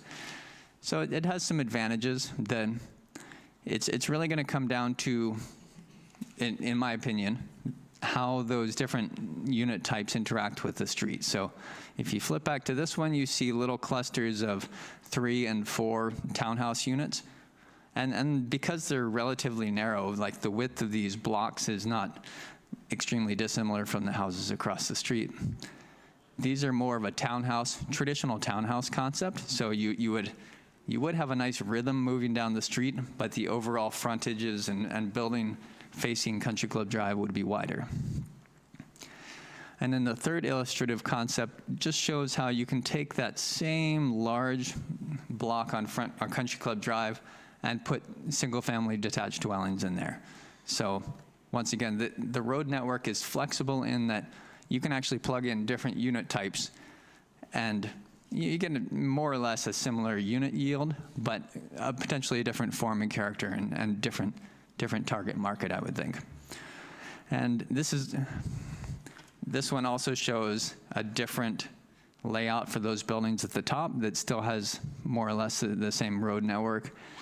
The overall built form for this one and this one is kind of the same. So you're looking at 70,000-ish gross floor area. That's square feet, not square meters.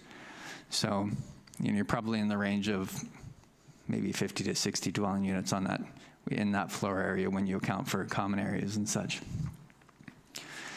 So that concludes the presentation, but I'll just go back to the first recommendation, which is regarding the overall draft preliminary neighborhood plan, and the recommendations were to receive it and then refer it to the Eaglecrest Residents Association for comment. And after council has considered that recommendation, we can talk about the parcel-specific guidelines and that second recommendation. Thank you. Thank you, Mr. Sales, to you and your team for getting us this far. Sometimes I have to remind myself we didn't own this property until December, and we've come a long way with the work that's happening at the facilities, the clubhouse, the golf course itself, and all this work. So, so far, I think you're doing really well preparing this report, and I think, Council, any questions about what's being presented? Councillor Harrison. Okay, so I have several. So just for the layout, with the proposed apartment buildings, the gross floor area, I believe, was around 76,000 square feet. So is that assuming that there's going to be underground parking and then 5 stories above? Just because I'm going to do the numbers, 14,000 and change for one floor, and if it's 74,000, that's closer to 6 than 5. Mr. Sales. Thank you. So those numbers are approximate. So Modus helped us with the design concept, and they're aware that the maximum height is 15 meters. So I think it's a blend of underground garage plus 4 on the top. That's the general typology. So 5 stories. I don't know whether they had any units on the ground floor, right? Thank you. And so just for those apartment buildings, roughly how many units ballpark? I know you don't have an exact number. It's not an architecturally drawn building, but just to get a rough sense of what we're talking about, how many units are there? Mr. Sales. Yes, thank you. So with that amount of floor area, so our unit types would generally, if you look around the town, range between, say, 900 and 1,200 square feet. So that puts you in the range of 50 to 70 units. The caveat there is that if seniors housing is integrated, so more like a care format, those units are much smaller. So I think they have to be counted somewhat differently. But if you're looking at conventional apartments or condos, it's in that 50 to 70 range. Thank you. Yeah, and I figured about 55 ballpark, so I think that's pretty reasonable. A few other things. One, I'm sorry, maybe other councillors if they want to. Okay. Just for the list I have already, has there been any work on looking at the beach access? Because right now we have the Bluffs with agreement where they're supposed to let folks access the beach through the Bluffs to the stairs, because the stairs are partly on town property. And if we're adding 2 55-unit buildings plus I think it was around 50 odd. I forget how many of the small townhomes we're adding as well in the total numbers. But I was saying that's a decent number of people who will probably make a beeline to the beach at some point. So I'm just wondering if we're looking at that beach access in conjunction with this. Mr. Sales. Yes, thank you. So through the chair to Councillor Harrison, that did come up a lot in discussions, not particularly, people saying that they're dissatisfied with the existing access, but just how important it is to be able to conveniently access the beach. So we have in the past talked about other alternative beach accesses. I'd say that's probably something that we'll need to explore in the future. Like, we are planning to hopefully have some money set aside for neighborhood and walking network improvements in the future. And if the town wants to take that funding and direct it towards a new beach access, that's something you could consider. The only intuitive access would be, if you extend Country Club Drive straight, it kind of dead ends in there. You could build a set of stairs, but it is a lot of grade, so stairs of that magnitude are fairly expensive. Thank you. Thank you. I'll come back to you after. Councillor Skipsey. Thank you. Well, I have a whole number of comments, and I wonder the best way to deal with those, whether to send them to staff, like they're just specific about different tables and whatnot. But maybe sort of the broader questions I have would be, well, on page 107, under the OCP goal of economic prosperity, and under recreation, it says ensure high golf course operations. I'm not sure what high references. It's not how high you can hit the ball, but it's the level of the quality, and that's why we're spending a significant amount of money to make this a premium golf course. So that's, I think, is the high quality. Well, maybe high quality or premium might be a better descriptor. Yes, thank you. And then I guess a general kind of conversation, when you were describing Eaglecrest neighborhood and you talked about generous landscaping and sort of a rhythm of buildings, or maybe that wasn't specific to that, but the buildings of sort of similar. But I think what we're seeing in Eaglecrest and other neighborhoods is that some of the large, boxy, modern homes are infilling, and I know we can sort of control form and character in Parcel 2, but what the vision is for the greater neighborhood, and whether the neighborhood plan would be more prescriptive than what is currently in place. Thank you. Mr. Seale. Yes, thank you. Through the chair, that's a very interesting question, because what you're kind of tiptoeing into there is the extent to which the town wants to regulate single detached dwellings, right? Because we're looking at multifamily format, and so we have a lot of control. We put in development permit areas. That's been a long-standing practice in the town, so it's generally accepted. If the town wants to start putting form and character guidelines on single detached dwellings, that would be a new thing for the town to tackle that. Not to say it's impossible, right? There's development permit area guidelines when they were first put in years ago didn't even allow municipalities to do that. There are some tools now that we could probably get into it, but I think it's a broader discussion, right? Because the infill housing and buildings that people point out as perhaps a bit different in the neighborhood tend to be single detached dwellings and not the multifamily units. So I hope that answers your question. It's not a definitive answer at this time, but to be determined. Thank you. One more. Okay, on page 112, the comment is made on the last bullet under new development potential. And it says there's also potential for small-scale development on existing parcels without removing the existing homes. And I wonder how that can take place. What's envisioned by that statement? Mr. Sales. Yes, thank you. In Eaglecrest, there are homes on large lots where there's potential to put little cottages or suites or integrate more housing in the front yards, backyards, or side yards, depending on the lot. But I think it's important to point out in plans like this that you don't always have to remove what's there to add a little bit more density. Thank you.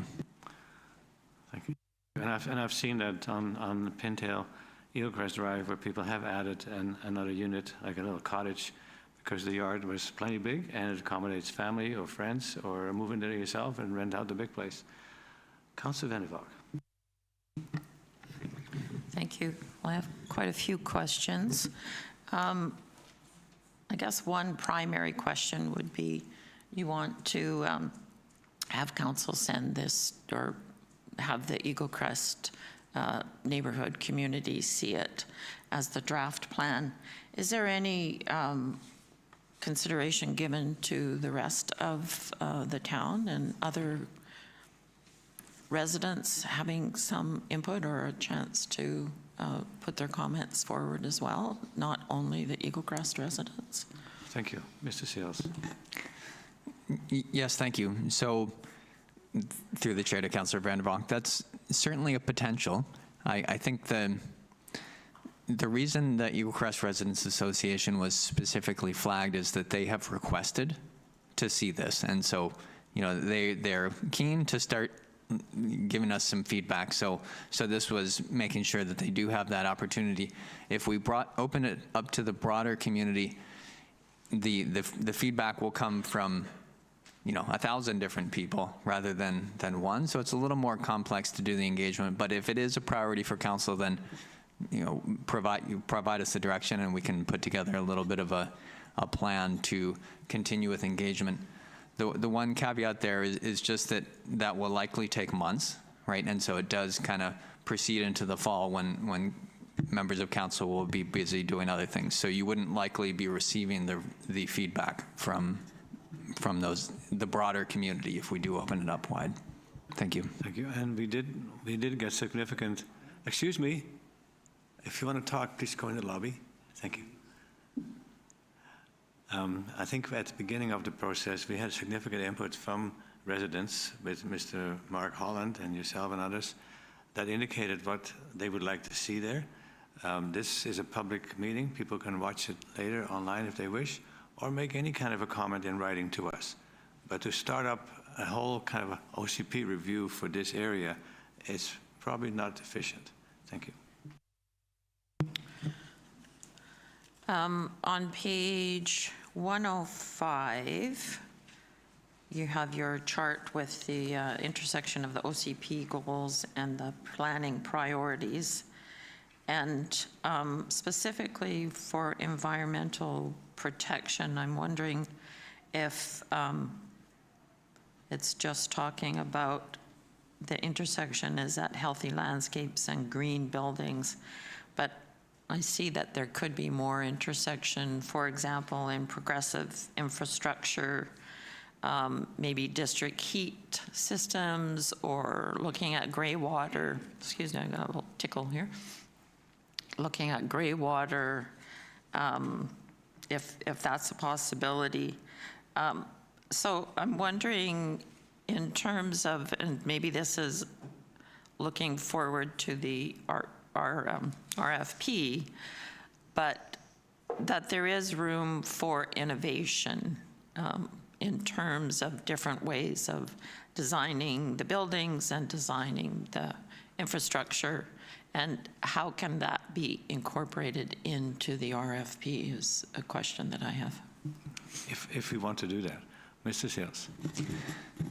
Yes, thank you. Through the chair to Councillor Vander. That's an excellent point. Really, environmental protection threads through all of those themes. What's in the plan right now is more reflective of what we heard from the community. So for most of the members of the community that took part, the way that they expressed their desire for environmental protection was talking about landscaping and parks and green space and things like that. Not speaking as much about some of the other ways to interpret environmental protection, like energy efficiency or greenhouse gas or stormwater management. So you're absolutely right that there could be check marks in every one of those categories. It's just where the neighborhood's priorities were. In terms of how the RFP actually includes other environmental priorities, the town has already taken some pretty big steps that will be just requirements for anyone building. So the town has put in place the low carbon standards for any new buildings, depending on what type of buildings. They'll have different ones for the Part 3 or Part 9 building code buildings. And then similarly with the energy step code. So council's already put those requirements in place. They're not repeated in the neighborhood plan necessarily because the neighbors, the residents didn't strongly express that type of environmental protection. But you're absolutely right that those thread throughout the entire document. Thank you. Thank you. Go ahead. Thank you. On page 111, oh, sorry, this is, I guess is, got my pages mixed up here.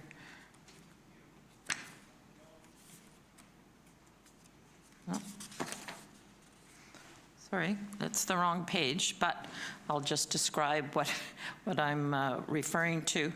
In your circulation plans, for the Parcel 2, there had been discussion about if it were a seniors facility, that there might be a possibility of having a separate road enter from a different place so that that traffic is not necessarily on Country Club Road. Is that a possibility still or not? Thank you, Mr. Seals. Yes, thank you. Through the chair to Councillor Vander. I think what you're referring to was that there was discussion about exploring whether there could be a service entrance directly from the highway. And staff, we just haven't had time to explore that with the engineering team to see whether that's feasible. So didn't want to put it in the plan and set any false expectations about an entrance directly from the highway. But it's something we will keep in mind and explore. Whether it's possible to put a service entrance essentially next to where the cell tower is, right? They already have a driveway there. So absolutely, we'll continue working on it, but because we didn't have the engineering analysis, I wasn't comfortable putting it in the plan at this time. Thank you. Thank you. So one more, and then we'll keep One circling more? back. Okay. Yeah, thank you. I guess it's just a comment that you had, you did raise the point that people didn't want the entrance to a driveway or a garage off the Country Club Drive, which I'm glad to see, and which actually when we were doing the design guidelines, because of Bill 44, that was one of the things that we wanted to guard against. But I'm just thinking, you also mentioned that there's a speed problem on Country Club Drive. If it might be possible to integrate traffic calming measures with landscaping and little parklets, or whatever you want to call them, just through street bulges, which tends to narrow the street, slow it down, and then you could have landscaping or a bench or something there. So it was just an idea. So that's my three to start with. Thank you very much. Well, speeding down Country Club is an issue. So, Mr. Sales, what's your thoughts? Thank you. So we did talk about options with residents, and a lot of them intuitively go straight to speed bumps or speed humps or speed tables. Interestingly enough, even the residents that live there, usually people say, I want a speed bump, but not in front of my house. They actually want it in front of their house. So it's something we could look at. Once again, discussion with the engineering team. You make a really good point that there might be opportunities to, interrupt the straight, the kind of straight appearance of Country Club Drive and introduce a little bit of turn or something like that to naturally make people want to drive a little slower. So it's definitely something we can look at. But the ones that people mentioned a lot were the speed humps, speed tables, speed bumps. Yeah, especially where the intersections are, where people come out of. Councillor, I don't have any criticism. I just want to thank the Mr. Sales and your team, BYLAWS, for the extensive report that you presented and showing us the potential possibilities at Eaglecrest. And I welcome what the Eaglecrest Resident Association and our other fellow residents' comments to give us feedback as to what we should do next. Thank you. Mr. Councillor Harrison. Thank you very much, Your Worship. So I am glad to see the little parklet by Cottage Drive, the homes there. But there was another park I mentioned back when we were doing the OCP amendment. There's a specific reason for it. And if you look at the length of the property, essentially, the reason I suggest you might want to put even just like a 2 or 5, like a tiny little park along the length, is it will block the potential expansion in 20 to 30 years into these state properties. When you have parklands, it's a lot harder to get rid of it than if it's just a setback. So I'm not saying it's something we have to use, just a sort of suggestion. I think if folks see the amount of density we're building here, and then you see the state properties right next door, in 20 or 30 years, there might be a temptation to expand it further. So I think it might be a good idea to have a little linear park that is just unmanaged, unkept. Citizens can use at their own risk, whatever, to block that off. But it's also too something I would want to hear back from staff, because if we do have a liability issue with that, then that sort of makes it less attractive. But the idea is basically you're creating a firm wall at the local government level against subsequent expansion into those areas, because I think that is what the community expects. And I don't know where staff should go with that, but just more of a comment than anything else. I would point out, too, that we are sort of scheduling the RFP at the exact same time as we're saying we want feedback. So it is a bit awkward to say, we want your feedback on this proposal, but we're doing the most contentious property out for an RFP right now at the exact same time. If this was all patio homes, I think that'd be fine. I don't think folks would be too upset. I do think it is the 5 stories institutional / residential that folks are going to be concerned about. Because it is 15 meters, and we have a lot of opposition to 15 meters somewhere else in town. So it's a bit hard to say no one place and yes somewhere else. There's a few more things, but just another thing is, when we're working with Modus, have we done any sort of market analysis for these the townhouses? Because I'm just looking on rew.ca, which just aggregates all the MLS data. And there are no townhouses at 1,000 square feet in town. They're all apartments. The cottage properties are about 1,800 to 1,600. The Oceanside strata properties are around 1,700 square feet. So 1,000 is a pretty big drop. And I'm not sure if we've had a lot of success in our community of selling that. And I'm just thinking that we might want to have slightly larger units, like maybe 12 to 1,500. The smallest property, which is not an apartment I can see that's for sale right now, is about 1,270-ish, I think, on Teunis Avenue. So just one more thing, like in terms of what we're expecting for the concept plan, have we done that market analysis that there is a market for 1,000 square foot townhouses? Thank you. Two very good questions. And the first one I'd like to reiterate as well. As far as the timing of getting the feedback, and if Council goes that way with the RFP, how would you reconcile that? Thank you. Yes, thank you. So the recommendation is to go out and request feedback on the draft preliminary neighborhood plan at this time. So we definitely want neighborhood feedback on that. In terms of the interpretation of this site, we're feeling like that there's enough confidence that the high points have been captured in the RFP that we are recommending that we go out to market and see what comes back. So in response to your comment, you were mentioning that, well, if it were patio homes, that'd be just fine. Maybe the taller building requires more discussion.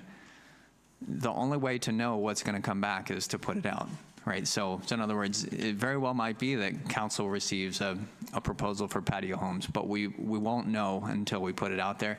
The timing is constrained in this respect because it's been pushed back essentially as far as we can in order for this council to be able to see it, right? So if we push it back any further, then the RFPs would not be due and considered by council until September, so you wouldn't really have an opportunity to kind of meaningfully guide that. If that's council's direction, we could adjust, but the timeline is specifically to make sure that this council has the opportunity to see those plans that move forward and have input as to which way it goes. So, Thank you. and then, thank you. Maybe any follow-ups on that one? And there's the other question about market analysis of the size of the units. Yes, thank you. So we did have market analysis. We had Cunningham Rivard appraisals that we worked with in the development of the site plans to kind of validate and ensure that what was on there is marketable. Qualicum Beach is a unique area in that most buyers, especially the older demographic, which is coincidentally most buyers, they're looking for more main floor living. So it would have a big impact on how those units were laid out. So it might not be conventional townhouse units, like you're not going to see the 3-story formats that you see all over the Lower Mainland. These might be predominantly all on the main floor with some smaller amount of floor area upstairs for guests or for kids or grandkids. But yes, it was analyzed, and the plan as you see it is very adaptable. The units can be made a little bit bigger, a little bit smaller. Different developers have different experiences. They might say, no, I know I can't build that, but I could build this other slightly different unit all day long and sell them, and then we'll get that proposal back. So yes, there was market analysis. Thank you. Thank you. Councillor Skipsey. Thank you.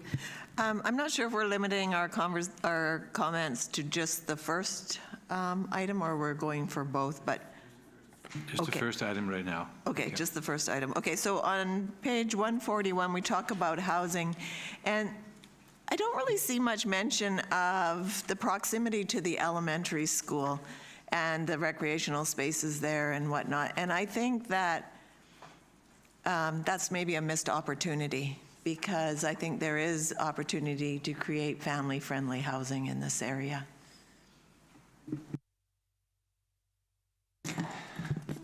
Thank you. Through the chair, I think that's an insightful comment. We did have comments from residents about how the walking network connects to the rest of town, and hearing your comment makes me realize that I don't know whether that's fully captured in the plan with regard to recreation, because people like to walk outside the community as well. So how that interacts, and there were comments specifically about the improvements that could potentially be made on Bennett Road. So when you leave the neighborhood, making sure that connection to the elementary school is as strong as possible. So that's something I think we can take away and refine. Thank you. Thank you. Councillor Vander. Thank you. On page 107 and on a couple of other pages, there is a reference to refined character, houses having a refined character. And I'm just wondering, is that reflected in the guidelines, the design guidelines? Thank you. Through the chair. The guidelines do talk about high-quality materials and high-quality landscaping, so I do think that the intention is captured in the guidelines. The refined character is interesting. People interpret it slightly differently, but in most cases it has to do with good maintenance, high-quality materials, and high-quality landscaping. Thank you. Thank you. And I think the other questions that I have is more related to the RFP, so I guess I'll ask them later. Thank you. Councillor Young, any further comments? Thank you. So on the first item, and that is just to receive this package, which you already have received. Councillor Harrison, Councillor Skipsey, further discussion. All in favor? Opposed? Carried unanimously. And now the second item regarding the RFP. Councillor Harrison. Sorry, just referring it to the Eaglecrest Residents Association, I think is the Yes, that's the second. one, yeah. Sorry, I heard RFP. Referring to the Eaglecrest Residents Association. Thank you. And that's been seconded by Councillor Skipsey. Discussion. All in favor? Opposed? If any? Carried. Thank you. Mr. Sales. Thank you. So now that the overall plan has been advanced and referred to the Eaglecrest Residents Association, we're now considering authorizing staff to issue the request for proposals, which is in your package today. So we would be putting it out, shortly if council approves it. We'd be putting it out shortly after the meeting, probably later this week, possibly early next week, depending on how things go. It would be due back for staff in early July, so that council would have an opportunity to consider those proposals at an in-camera meeting later in July. And the question will be asked, why is it being considered at an in-camera meeting? And proposals will include, what they want to build, but it'll also include financial information that isn't really something that council would consider in an open meeting. So that's the overall timeline. Like I mentioned earlier, we're putting it out there. We're saying this is generally what we want, but we don't know what's going to come back until we give it a try. So that's why staff are recommending that we go ahead and put it out to the public. It's definitely reflective of most, if not all, of the high points we considered from the neighborhood. And so it'll be up to council to vet the proposals that come forward and see how closely they align with the plan and council's understanding of the neighborhood context. Thank you. Thank you. Can I have a motion to go with the RFP proposal? And then we can still discuss it. Councillor Young, Councillor Vander, discussion, and Ms. Varela, you had your hand up? Yes, Your Worship. I think it's just important for the council and the public, if you refer to 158 of the agenda, that authorizing the issuance of the RFP is not a decision that finalizes the future development of the land. It really is that invitation to see what the response would be, and it does not commit council to advancing any single proposal. So I just wanted to emphasize that for the public, Your Worship. Thank you. Thank you, Ms. Varela. Councillor Harrison. Since it's been moved and seconded, just Yes. one question. Just through the chair, maybe to Mr. Hare, sorry. If say we were to get either no proposals whatsoever or deeply unsatisfactory proposals, where would we be in terms of our financial position with no revenue coming in the short term? It's a highly hypothetical question, but do you care if you want to respond?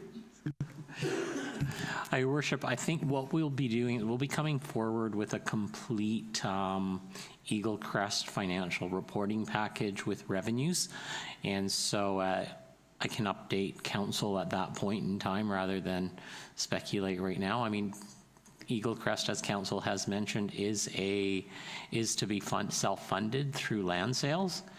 So just in terms of timing of land sales and timing of projects, I would have to basically go back to the drawing board and bring something forward to council. Thank you. That is a tricky question. Councillor Skipsey. Thank you. Okay, so I have two comments on this one. One is in concept one, when we look at the layout, there's a few townhouses, I believe, that back onto what is maybe proposed as a park, and I'm not sure how they are going to gain access because I don't see a roadway, so I'm not sure. Can we bring that page up on the board? It's page 191.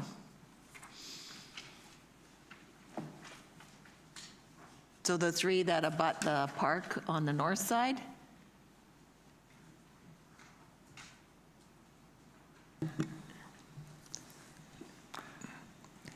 Thank you. So I'm assuming you're referring to these Yeah. 3 townhouse units at the very top there. Yeah, it's unclear to me whether there's intended to be an access down the middle of those, or whether that, there's something that's not drawn on this plan. I see what you're saying. I think that's a shortcoming. There's something that's missing from this site plan. So you're absolutely right.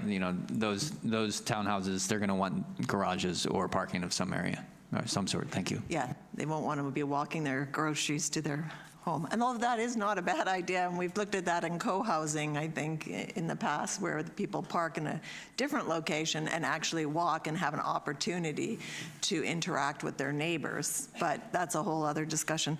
The only other thing was the value of green space was expressed by residents, and whether there would be any benefit to expressing preferences for the amount of site coverage, or do we just leave that up to the proponents? Mr. Seals, thank you. Yes, thank you. I just flipped forward to this next one. Can you scroll up just a little bit?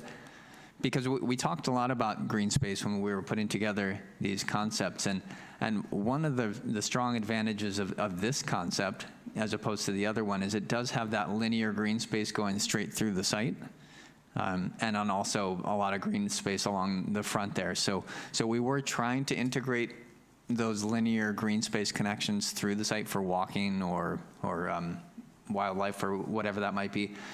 I think for the purpose of the RFP, it's as specific as we want to be at this point. It's just saying, here's some different ways the site could be interpreted, but please propose what you see as the best solution.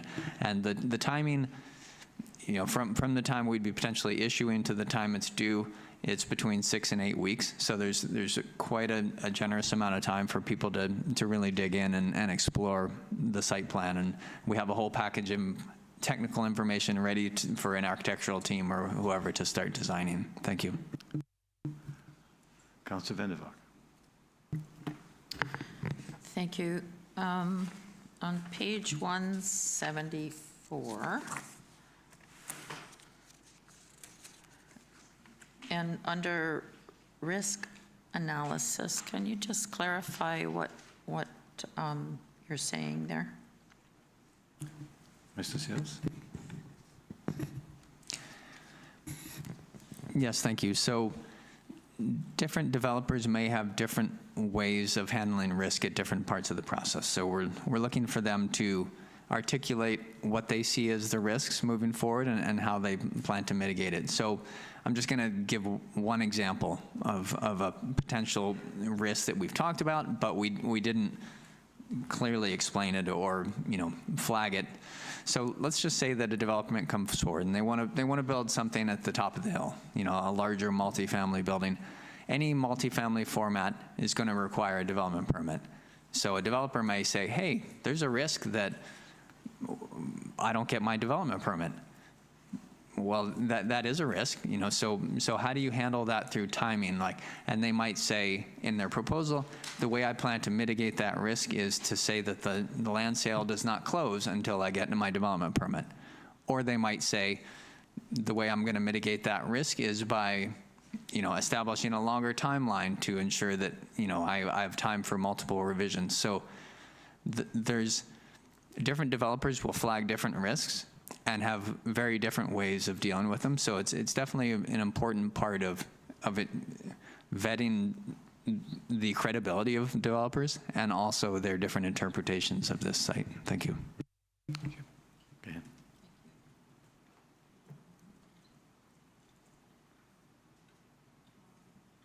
Page 186.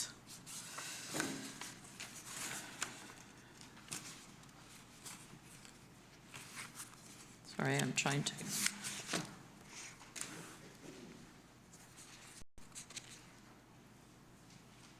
For point number 12, again, I guess it relates back to my earlier question about environmental protection, but would there be any sort of leanings towards more innovative, even innovative construction, like using mass timber instead of concrete? Has any consideration been given to that? Mr. Seals? Yes, thank you, through the chair. It's not specifically identified in the document. It does talk about encouraging innovative approaches, but not specifically about construction techniques. If it's a high priority for council, we can put it in there. I don't think it would detract from it. But in answer to your question, no, it's not specifically flagged at this time. Thank you. Go ahead. That's it for now. Thank you. Okay. I just keep going around the table, so you don't have to raise your hands or anything. Councillor Harrison? Okay, Okay. Just in that same area of 186, 187, we're talking about tenure where it says it's anticipated that Part 1 and Part 2 will be subdivided into separate fee simple parcels. As I'm assuming, that means that basically the townhouse portion or patio homes or whatever form we're talking about, and then the larger institutional / multifamily will be sort of done separately? Is that correct for Part 1, Part 2? Mr. Seals? Yes, thank you, through the chair. That's how we're anticipating it, but we are asking developers to propose how they intend to subdivide the site as well. And the reason that's the natural subdivision line is that developers that want to do the lower density part are not necessarily the same developers that want to do the upper section with the higher density. A developer could make a proposal for both, right? So we said in there you can propose to purchase Part 1, Part 2, or both, but the natural dividing line is that division of zoning, and what we're putting in here is that there would be a reciprocal access easement to make sure that the road section is actually shared between the two sites. Thank you. And so, just if I may, because where I'm at right now is Part 1, I think, is fine to go to RFP, because I do think it aligns, broadly speaking, with most of the folks in Eaglecrest were expecting. I'm not so sure about Part 2 being in line with what people are expecting. And I think that this has been a bit of a hypothetical conversation for a while. Now we're starting to get site coverage in a document, and soon we're going to start getting rough block renderings, and then we're going to have real renderings, and I think there's going to be a lot of conversation about the Part 2. So for where I'm at right now, I understand the rationale for staff that hypothetically someone could submit a bid for both Part 1 and Part 2 as a integrated site plan, and that might work very well for them. But I think in terms of where the community is at, I just caution that the 5-story building is going to be a non-starter for a lot of people in Eaglecrest. So I'd feel a lot more comfortable if we just did Part 1 as the RFP, if we're going to be doing it today, or we just defer this and wait for feedback for the ERA on the whole site. So either one of the two. But those would just be the two things I'd suggest would be the best path forward, not just doing everything right now. Thank you. Councillor Skipsey. Thank you. Well, I think we've been told that time is important, and I think it's better to look at the whole site in a cohesive one. So I do understand that, but it doesn't mean that someone has to put forward a proposal for 5 stories. You know, they can read the room and maybe pick a lower density option for their proposal. But further to Councillor Vander Valk's comments, I would like to see something that maybe talks about construction techniques that consider greenhouse gas emissions would be looked favorably upon in the RFP. Mr. Seals. Thank you. So if council wants to make a motion to add something regarding greenhouse gas emissions and different construction techniques, we can definitely do that. If I could just comment about, treating the site as, or looking at the entire parcel versus just half of it now, rather than only issuing it for half and then, just considering it in 2 pieces in very different timelines, I would recommend you put both out. Council has no obligation to proceed with both halves. And the reason I point that out is that, as Councillor Skipsey mentioned, it may be that someone doesn't propose full height for that upper section because they feel like a lower density option is more appropriate. Because the zoning for the upper section allows for all of the same stuff as the lower section, and then also more. So, will there be financial implications to keeping it lower density? Yeah, possibly, but we won't know exactly what that is until we see the proposals. So that's my comment. Thank you. Thank you.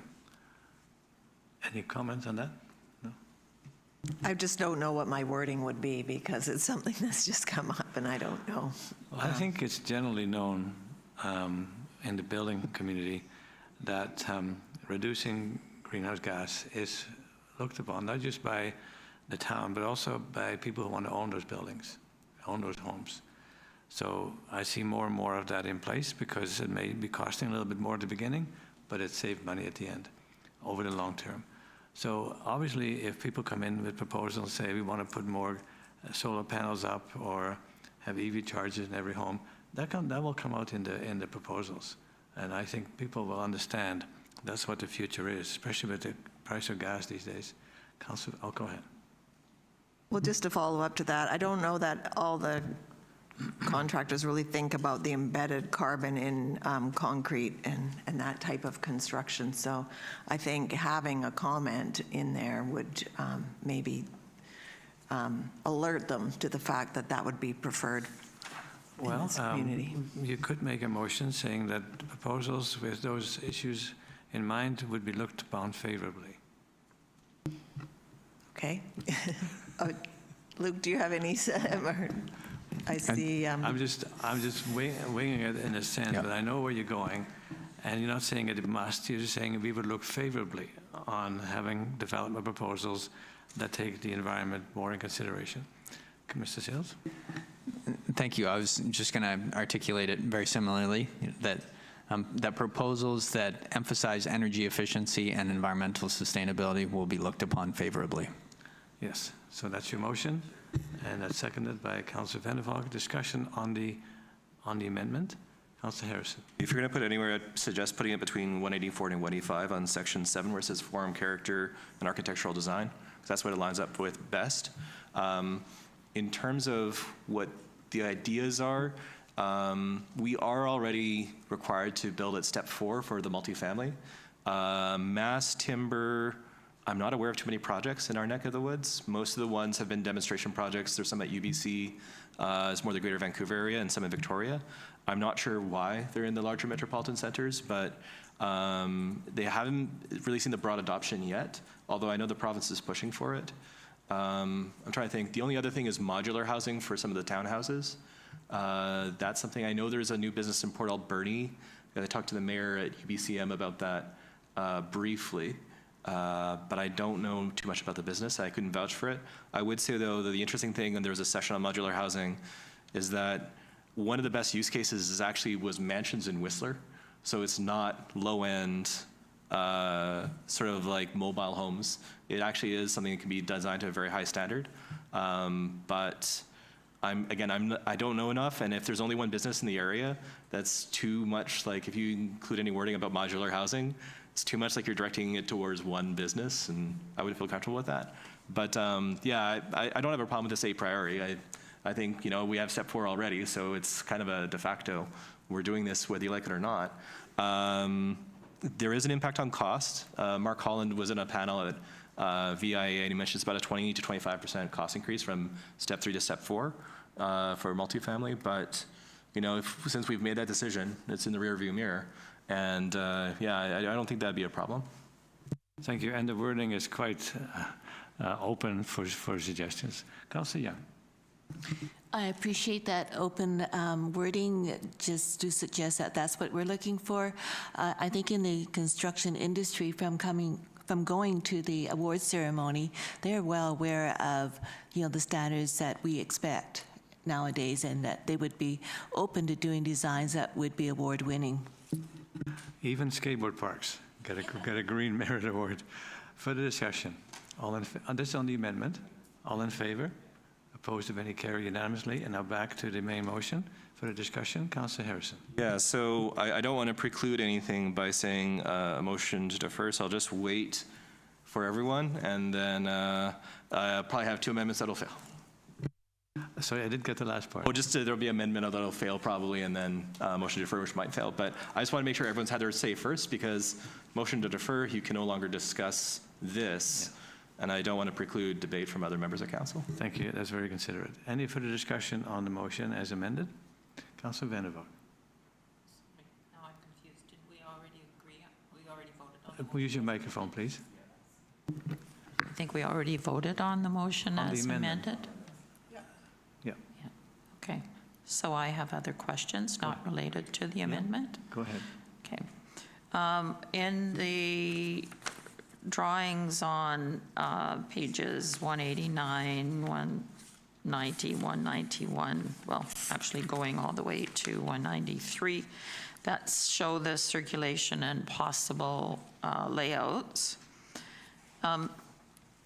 Are these access points, those are pretty much decided. We're not looking at other access points. Am I correct in assuming that? Thank you. Mr. Sales?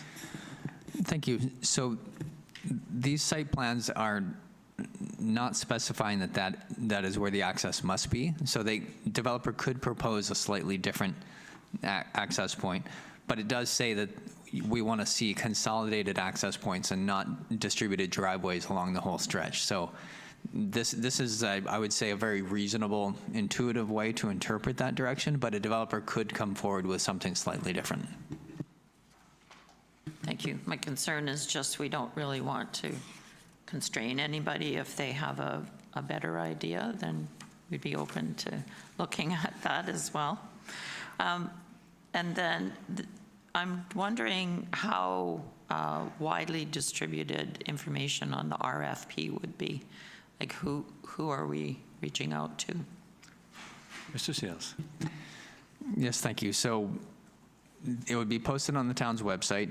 It'd be put on BC Bid, which is probably the most common place to look for things like this. And we would be distributing it amongst our network of people that are connected to the development community as well. I'd have to talk with my colleagues as to whether it's, say, for example, it's posted in the newspaper or other venues, but it would definitely go out to the most conventional channels, which is BC Bid and the town website. Thank you. Thank you. Go ahead. I'm just thinking that for a project of this size, potentially, if one company wants to develop the whole site, then we may need to extend the reach a bit more than we might normally. So thank you. All right. Any further discussion? Councillor Harrison? So, motion to defer till the next regular council meeting, which is in June. Thank you. Sorry, yeah, Is there June. a seconder for deferment? Sorry. And I think you expected that. Yeah, I kind of expect that. And then another motion, which I expect to fail, a motion for the RFP to only apply to Part 1. Okay. Is there a question, a seconder for that? Again, thank you. And taking that so graciously, I appreciate that. Okay, so back to the motion as amended. All in favor? Opposed? Councillor Harrison opposed. Thank you. A lot of work. Well done. So I think we're down to the last item, and Ms. Qualicum has been waiting patiently for the engineering and operations part of our agenda, and that is about the airport. Mr. Qualicum. Thank you, Your Worship. The purpose of this report today is staff are seeking direction on whether council wishes to establish operational parameters for flight training schools, such as establishing specific days of the week and/or hours of operation. Thank you. For an example, council may wish to restrict prior permission required for touch-and-go circuit training to a Monday to Saturday schedule, excluding Sundays and statutory holidays, during the airport's normal operating hours in consideration of current staffing levels. If council wishes to proceed with establishment of operational parameters, staff will then include this framework in the publication of a prior permission required in the Canadian Flight Supplement entry for touch-and-go circuit training, applicable to both on-site and off-site commercial corporate operators, both local and transient. I think it's important to note, during a November special council meeting, discussions took place regarding prior permission required, specifically in relation to the Courtenay Airpark, and its implementation of prior permission required for touch-and-go circuit training. Questions were raised regarding the enforceability of PPRs and how such a system would function in Qualicum Beach, in the Qualicum Beach Airport, if the Qualicum Beach Airport was to adopt a PPR for touch-and-go circuit training. So, Your Worship, staff have consulted with Transport Canada regarding the enforceability of PPR and how it would function if Qualicum Beach were to implement a prior permission required for touch-and-go circuit training to be published in the Canadian Flight Supplement entry. Transport Canada has confirmed that an airport authority may publish a PPR in the Canadian Flight Supplement entry for touch-and-go circuit training, and PPR would be enforceable under Canadian aviation regulations. Thank you, Your Worship. Thank you, Mr. Goldfuss. Questions, comments? Go ahead. So I do have some questions on this. As a standalone, I think this is reasonable, especially if we're being reasonable in what our requests are. If we're not saying it's only 4 hours, 3 days a week, that'd be ludicrous. But if it's just, say, Sundays and statutory holidays, that's pretty reasonable. My concern, though, is more how this interacts with the proposed on-site users, off-site users in the future bylaw that we're at second reading on. We've received a few emails from folks at the airport who are sort of concerned about how those fees add up. So this is not really germane to this right now. It's more the discussion of the other thing. But I'm wondering, does this then, how does this interact potentially with our existing airport bylaw? Thank you. Mr. Goldfuss. Thank you, Your Worship. So this would be new.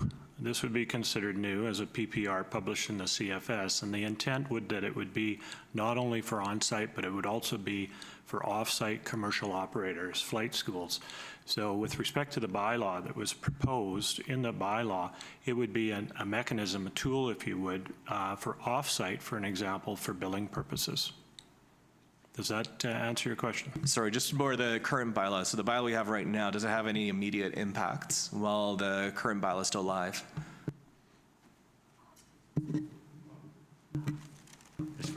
Thank you, Your Worship. So for greater clarity, there is no fee attached with the PPR. So this is viable under the current bylaw, is my understanding.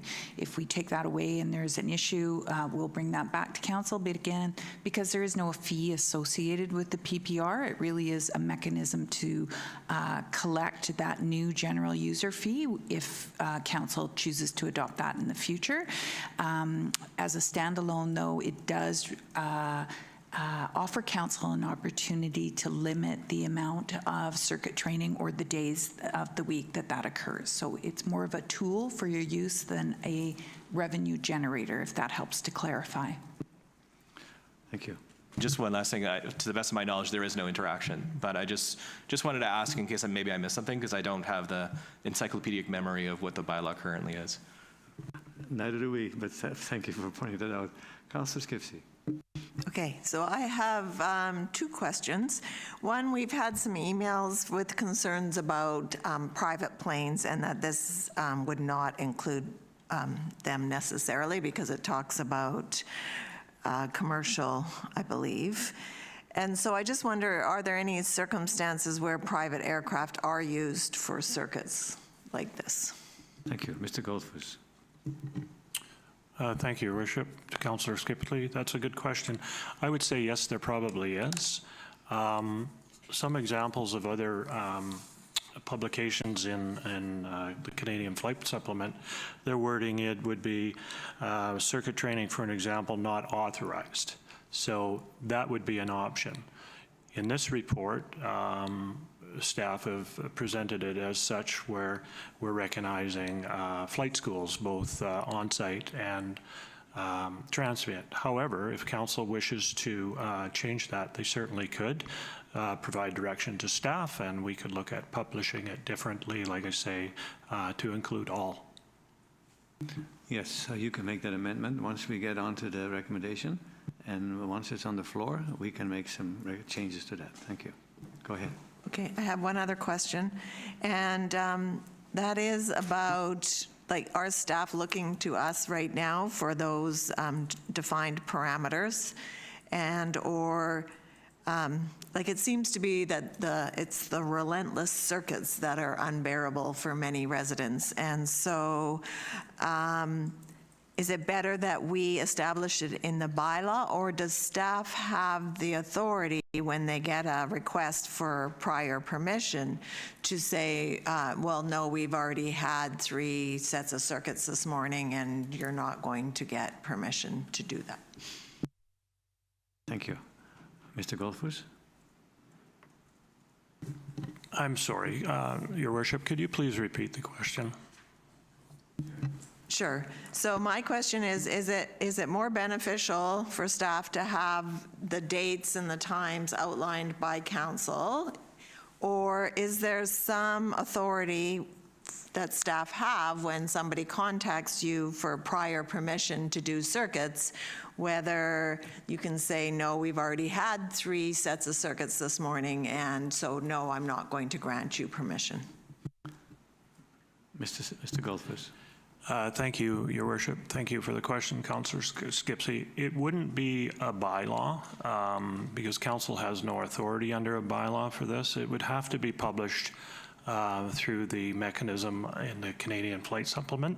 So it would be very specific on how the town of Qualicum Beach phrases it in the Canadian Flight Supplement. So for an example, when we have a request for helicopter training, the airport manager can refuse that if the airport manager wishes under the wording in the current CFS, if that helps the question. Thank you.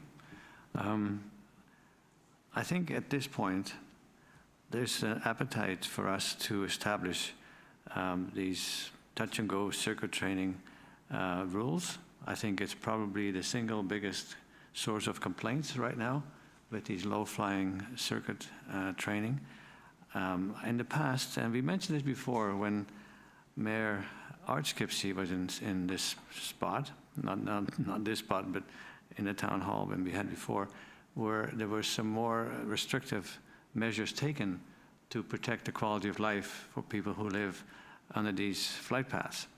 So I would personally like to see all people who are using this touch-and-go flight training to be restricted to Monday to Friday and not on weekends and statutory holidays. That's just my view. If we can enforce that, and it sounds like we can, if it's in the supplement, we can probably make that work, but that's my personal view. I put a lot of emphasis on people wanting to enjoy their quality of life, and I've been at some of these homes when these circuits were happening, and it's not a good experience, and it's not what we claim as the peace and quiet enjoyment of your property. Ms. Brilla. Thank you, Your Worship. So respectfully, staff would request that if council wishes to extend this beyond the scope of commercial corporate operators to include private planes as well, I would request the opportunity to take that away and to provide a secondary staff report. I'd be curious about the authority for that and the implications. There may also need to be discussion with the flying club, things like that. So again, Your Worship, if council wishes to expand the scope, opportunity for a subsequent staff report, you could provide that as well as advance this direction today if you wanted to. It should be noted that the publication in the CFS is on an extended cycle, so this would take multiple months just to get this published by NAV Canada. So up to council, Your Worship. Thank you. Thank you. I think that's probably a good suggestion. There's a lot of complaints, and people know what's going on there. And we need to get a separate report, I think, about this situation. So I would ask council to defer this back to staff for a more complete report, and also identify what kind of things you would like to see in that report addressed. Councillor Harris, and then Councillor Skipsey. Oh, just a fun point. Yeah, so I think a lot of pilots do actually have to do circuit training as well, just because my aunt used to, there's someone in my family who used to, he actually died in an accident, but he was a spotter for forest fires. And periodically he'd have to do a bunch of circuits every year on 1 day a year just for his license. So I think there's a lot of folks wouldn't want to impede, who might be impeded if we make this too broad. So I do think that the flight schools is probably the big ones, but I just caution that we don't want to be on the wrong side of someone who is providing essentially a vital service and they're only home on Saturday, and then suddenly they're not allowed to fly in town. So I just be cautious about that. But yeah, I think if we're just going to defer this for a subsequent staff report about the implementation, that's fine. But I like the idea of more as you're just focusing on the flight schools, and then we're not impeding general aviation at this point. I like your point about the professionals that do the flight training to be the eyes for forest fires. That's important, and we can make that in the report as well. So, Mr. Golfus.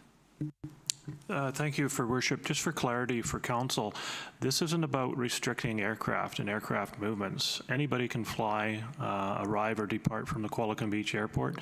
This is specifically for touch and go circuit training. So I just wanted to clarify that.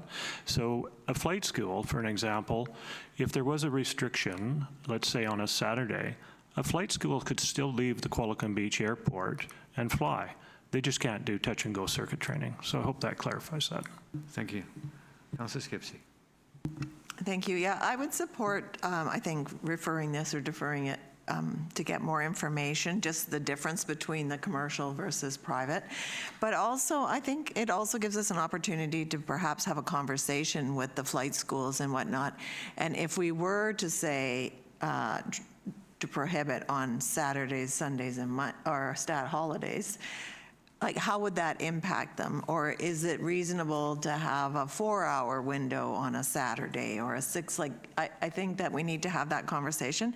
And also with the Residents Association, because what do they suggest is a reasonable parameter? Maybe they're willing to put up with 4 or 6 hours of circuit training on a Saturday. So I think having those conversations are an important part of this, getting this right. Excellent. I think staff heard you, that we want to reach out to the resident associations and get their feedback on this. So the motion is to refer this back to staff, and I think we've identified the reasons why we like more information. So further discussion. Councillor? Okay. I thought the motion was on the floor. No? Okay. Thank you for moving that, and seconded by Councillor Vander. Discussion. All in favor? Opposed, if any, carried. Thank you. I think that concludes our report, and thank you for waiting patiently for 4 hours. I trust you find it interesting what we discussed before you came on board, or before you came on the speaker. Councillor, Ms. Lansky. So apologies for the late notice, but if council, when they consider the next item to close the meeting to the public, if you could add item C, and that is labor relations or other employee relations. Thank you. And earlier we talked about the green sheet that had the additional, but we talked about the show and shine, and so that's all included in the motion that was there. Thank you. All right, so a motion to go in camera under these specific items. Councillor Skipsey, Councillor Vander, discussion. All in favor?